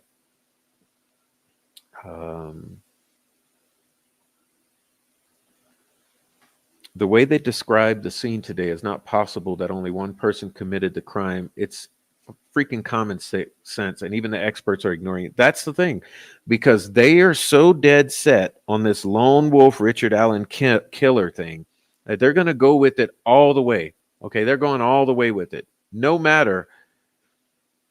And what's going to happen? They're all going to be proven to have deceived the public. Now, when is law enforcement and the state supposed to be deceiving the public on a double homicide of 2 little girls? All right.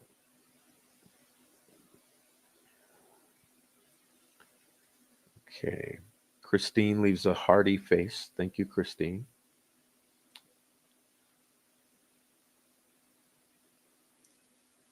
I do not believe the autopsies either. No, I don't believe anything. Everything's been a lie. Everyone's compromised. I mean, it's the exact opposite of what Kelsi was saying in that interview. Like, no, there is corruption, and it's deep, and it's in this case, and you're already starting to see it surface in the courtroom. So be prepared for more, because you better get your popcorn and put your seatbelts on, because the shit's hitting the fan. I agree, maybe to make them out to be heroes, but was really surrounded by crap around that family before the murders. Yes, all felons and meth dealers and bikers. Okay.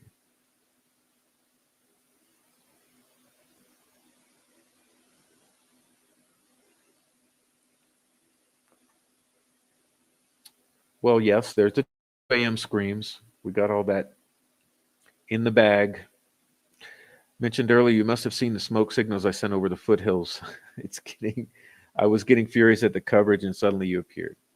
Yeah, well, I figured what was going to happen is they're going to make all the issue over the male DNA, even though it's a nothing burger, and they're going to ignore the elephant in the room, which is Kelsi's strand of hair. And guess what with that hair? I wanted to say this too. Have you ever had a strand of long hair caught in your fingers? I know many, at least you women have. It ain't going to stay there for long because it's annoying. You notice it. It's not like it's something she would have had all day intertwined in her fingers and just not noticed it and pulled it off or shaken it off. That happened. Sorry, that happened before she had the opportunity to free her hand of the stray hair.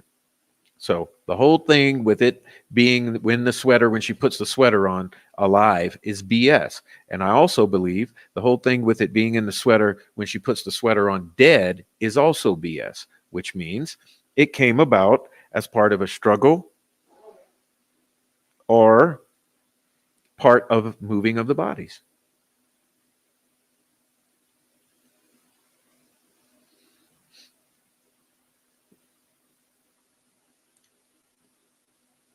I think they never tested it because they did a visual match.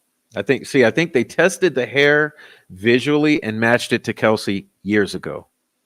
That's what they did. And they said, oh, just like everything else, we're going to ignore that. Just like we didn't take any of the family's cell phone dumps, just like we didn't, or just like we deleted 70 days worth of investigation and interviews, and just like we did all kind of other things that are criminal, we're going to ignore the fact that Kelsi's hair was on Abby's hand, which they had visually matched. And I think that they had to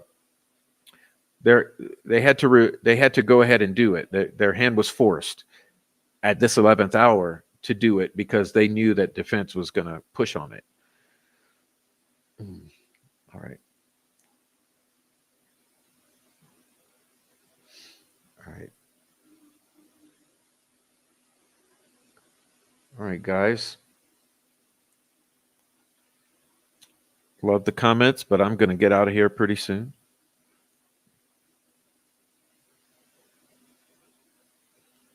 Oh, interesting point there too, Dick Redshirt. Like that's another anomaly I meant to bring out, and I'm going to be in further discussions or future discussions. But the whole issue with all the anomalies about who found what and when and where.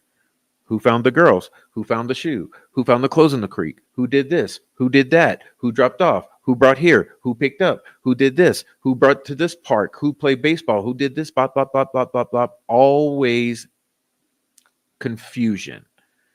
Why?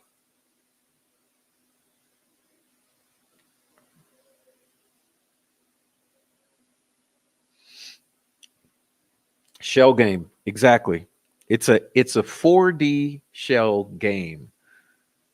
Right. All right, guys. So let's see. It's annoying. That's what I'm getting at. Thank you for backing me up on that. AKR 3121. You understand. It's freaking annoying to have a hair, It's annoying. You pull it right off. You free it from yourself because you're sensitive to that. So the thing is, the whole gaslight about the Kelsi's hair, it ain't gonna fly. So it will have to eventually be addressed. Okay.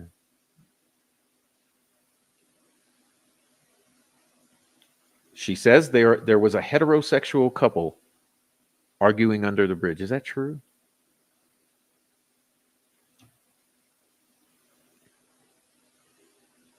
I have long hair and I find hair on my shirts, but not wrapped around my fingers. Yeah, sometimes it gets in my mouth, but it's never gotten in my fingers.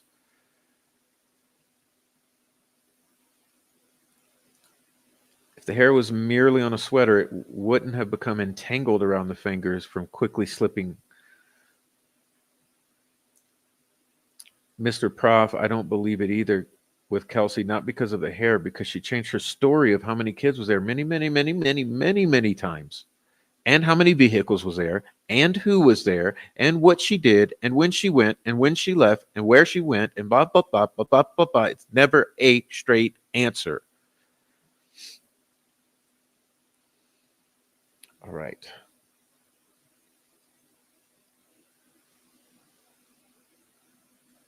The abrasion above the wound is significant. Wouldn't law enforcement want to know which meth heads had ankle monitors at the trails? Shouldn't they be able to easily see that? Create a fog. No one will see the light. Where was the sweater? Yeah, where are the photos? Not, hey, Jessica, not just that. Where are the photos? You have two young girls in 2017 when Snapchat was at its highest and Facebook was still newish and all of this shit, right? 2017, two young girls, both had phones. I guarantee you, each of them had a phone. They're not taking a ton of photos.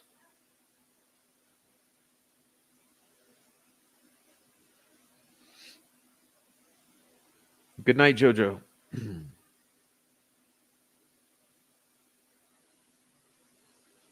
Daniel Pearson and Shelby Hicks. Wait, is it Hicks? There's so many Shelbys. There's so many everyones. I get confused. All right.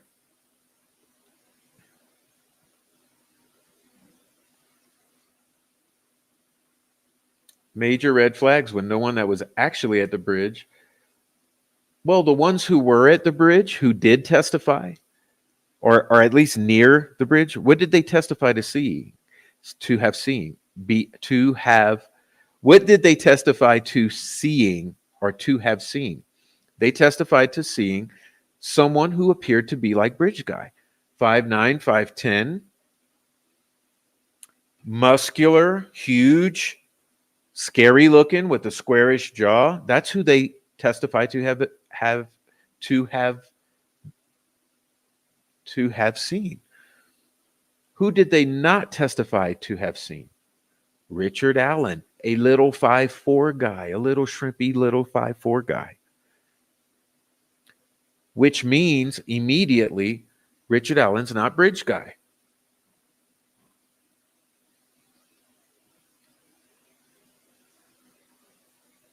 All right.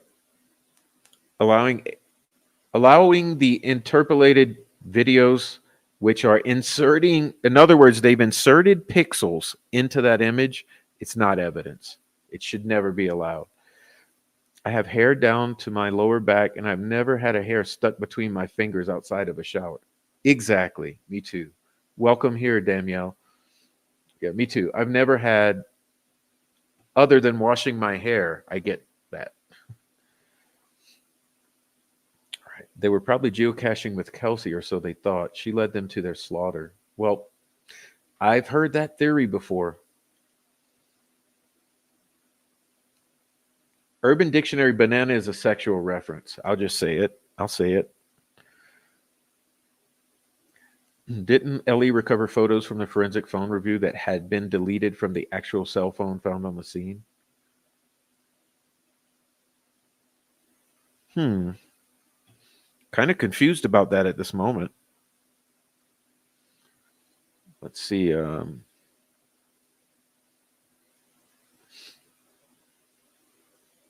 It doesn't make sense. I don't think so. I mean, the thing is that Abby on the bridge photo, that's not from Ellie. It was not on the phone. The community passed it around as alleging that it came off of Snapchat. And out here in the real world, most people have said it was photoshopped. Even experts, digital graphic designers have asserted that Snapchat of Abby is photoshopped. So where did it come from? Where was it taken? Was it taken? Where was it made? Where was it uploaded? Was it uploaded? So many questions about that Abby Snapchat. Possibly we'll never know the answer to, at least not yet. All right. Garden Gnome. Yeah, it's another one.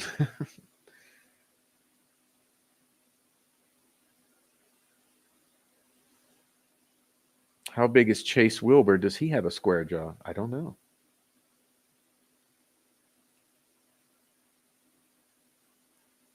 So, Prof, if they had something of the girls or their phone number, or if Richard had a Anthony Schatz account on one of the phones they found, I don't know if that's a full question or a partial, but no, Richard Allen, they have not tied to Anthony Schatz. They have not tied to the girls. They have not tied to the crime scene. They have not connected to being Bridge Guy. So who is Richard Allen? Does he have a connection to any of this? And if so, what is that connection?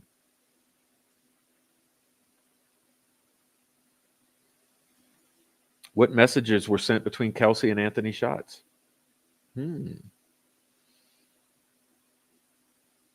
Well, we know that Kelsi was catfishing her sister, pretending to be cute guys. Isn't that what Anthony Schatz was? And what about this other girl? What's her name? Come on, help me out, guys. The girl who introduced Anthony Schatz to the girls. Chase is tall. Yeah, who was T? Maybe Tara? I don't know. Yeah. I think if it was something we would have heard about it. It kind of seems like another nothing burger. Remember, this case is so full of noise. That's called disinformation, misinformation. They've interjected or inserted into this case over the years to make you not be able to see the forest for the trees. There's just so much information everywhere, irrelevant, BS, so that you really miss the important things because you have 500 other things to focus on. That was done intentionally by the troll farm who was working on behalf of the family.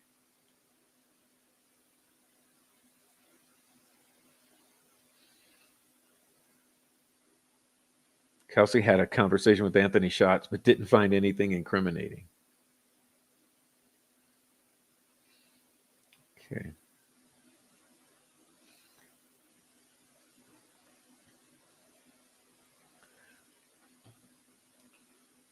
All right. So whatever happened to the alleged Pinterest account that belonged to Richard that was posted all over YouTube right after his arrest at press conference? I've tried searching, can't find it anywhere. It's probably wiped. You're probably talking about Holly. She's deleted her account or she's just privated the account. So that's all gone. But there's so much that has been wiped from the internet in general. Many of you in the chat who are long timers will know that. There's been so much that has been wiped from the internet with this case. Why? But see, what they didn't expect is that we'd have 150,000 screenshots and video recordings, screen records. So they weren't able to disappear everything.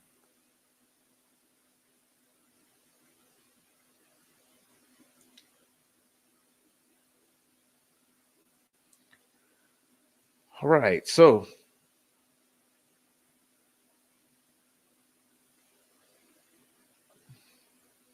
a 5-minute phone call, to me, that's a long call. Try and see how long the conversation. Well, yeah. Or 5-minute texting. In other words, it was all BS. She lied. Okay. She lied. She tried. That was called getting ahead of it, damage control, like they've done with every single aspect of this case, just like the whole story with the sweaters. Made them take a sweater. It was unusually warm, but it was unusually cold. So I make them take a sweater so they won't be cold. And it came out of my trunk so I can explain why there's my DNA on their dead bodies.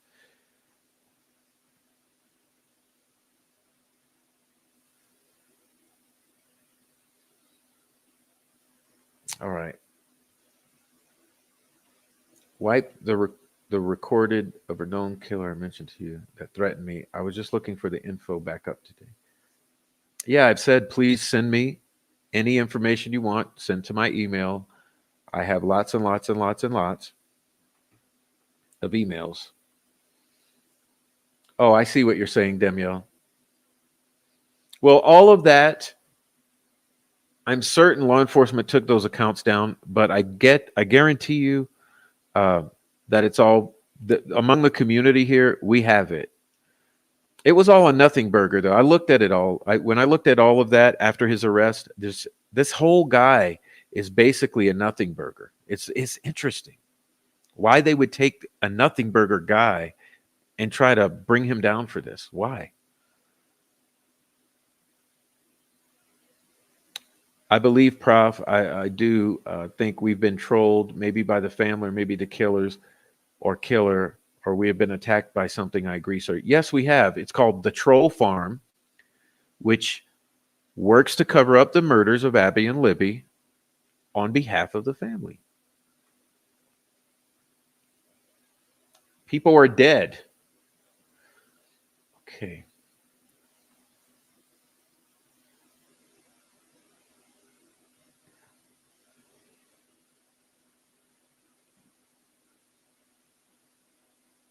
It was unusually warm, and she made them take sweaters because it was unusually cold.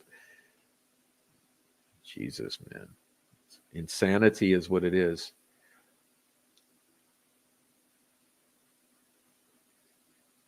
All right, so we're out of here. Okay, I'm out of here. Trolling can go deep. What a mind F. Yes, people have died. Talk about gaslighting. The killer has been on YouTube and commenting on these type of videos. I believe you. I believe you. I mean, I believe there's several killers. I don't like saying the killer. I truly do believe we have several killers of these two girls. It's a group. And so they're still out there.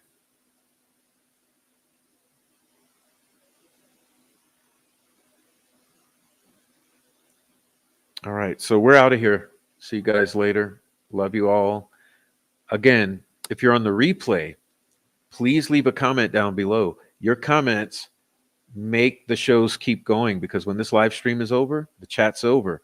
But if you comment down below, let your voice be heard. We care about it, and we always discuss. And I know that everyone who comes and watches the past live streams on the channel, they always love the comment section and leave comments. And it's a conversation, two-way conversations. Please leave a comment if you're here on the replay. Also, leave a super chat, something like that, Cash App. Support the channel. Hit the like, and more than anything, talk to your community here in the chat and in the comments. Okay, there's some really good people here in the channel. Everyone to add and a lot to offer, and they do.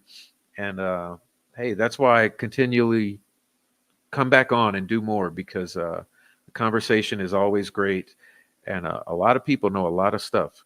And I know that we won't rest until the truth about what happened to Abby and Libby is known, because that's the only true justice for them, is that the truth rise to the surface.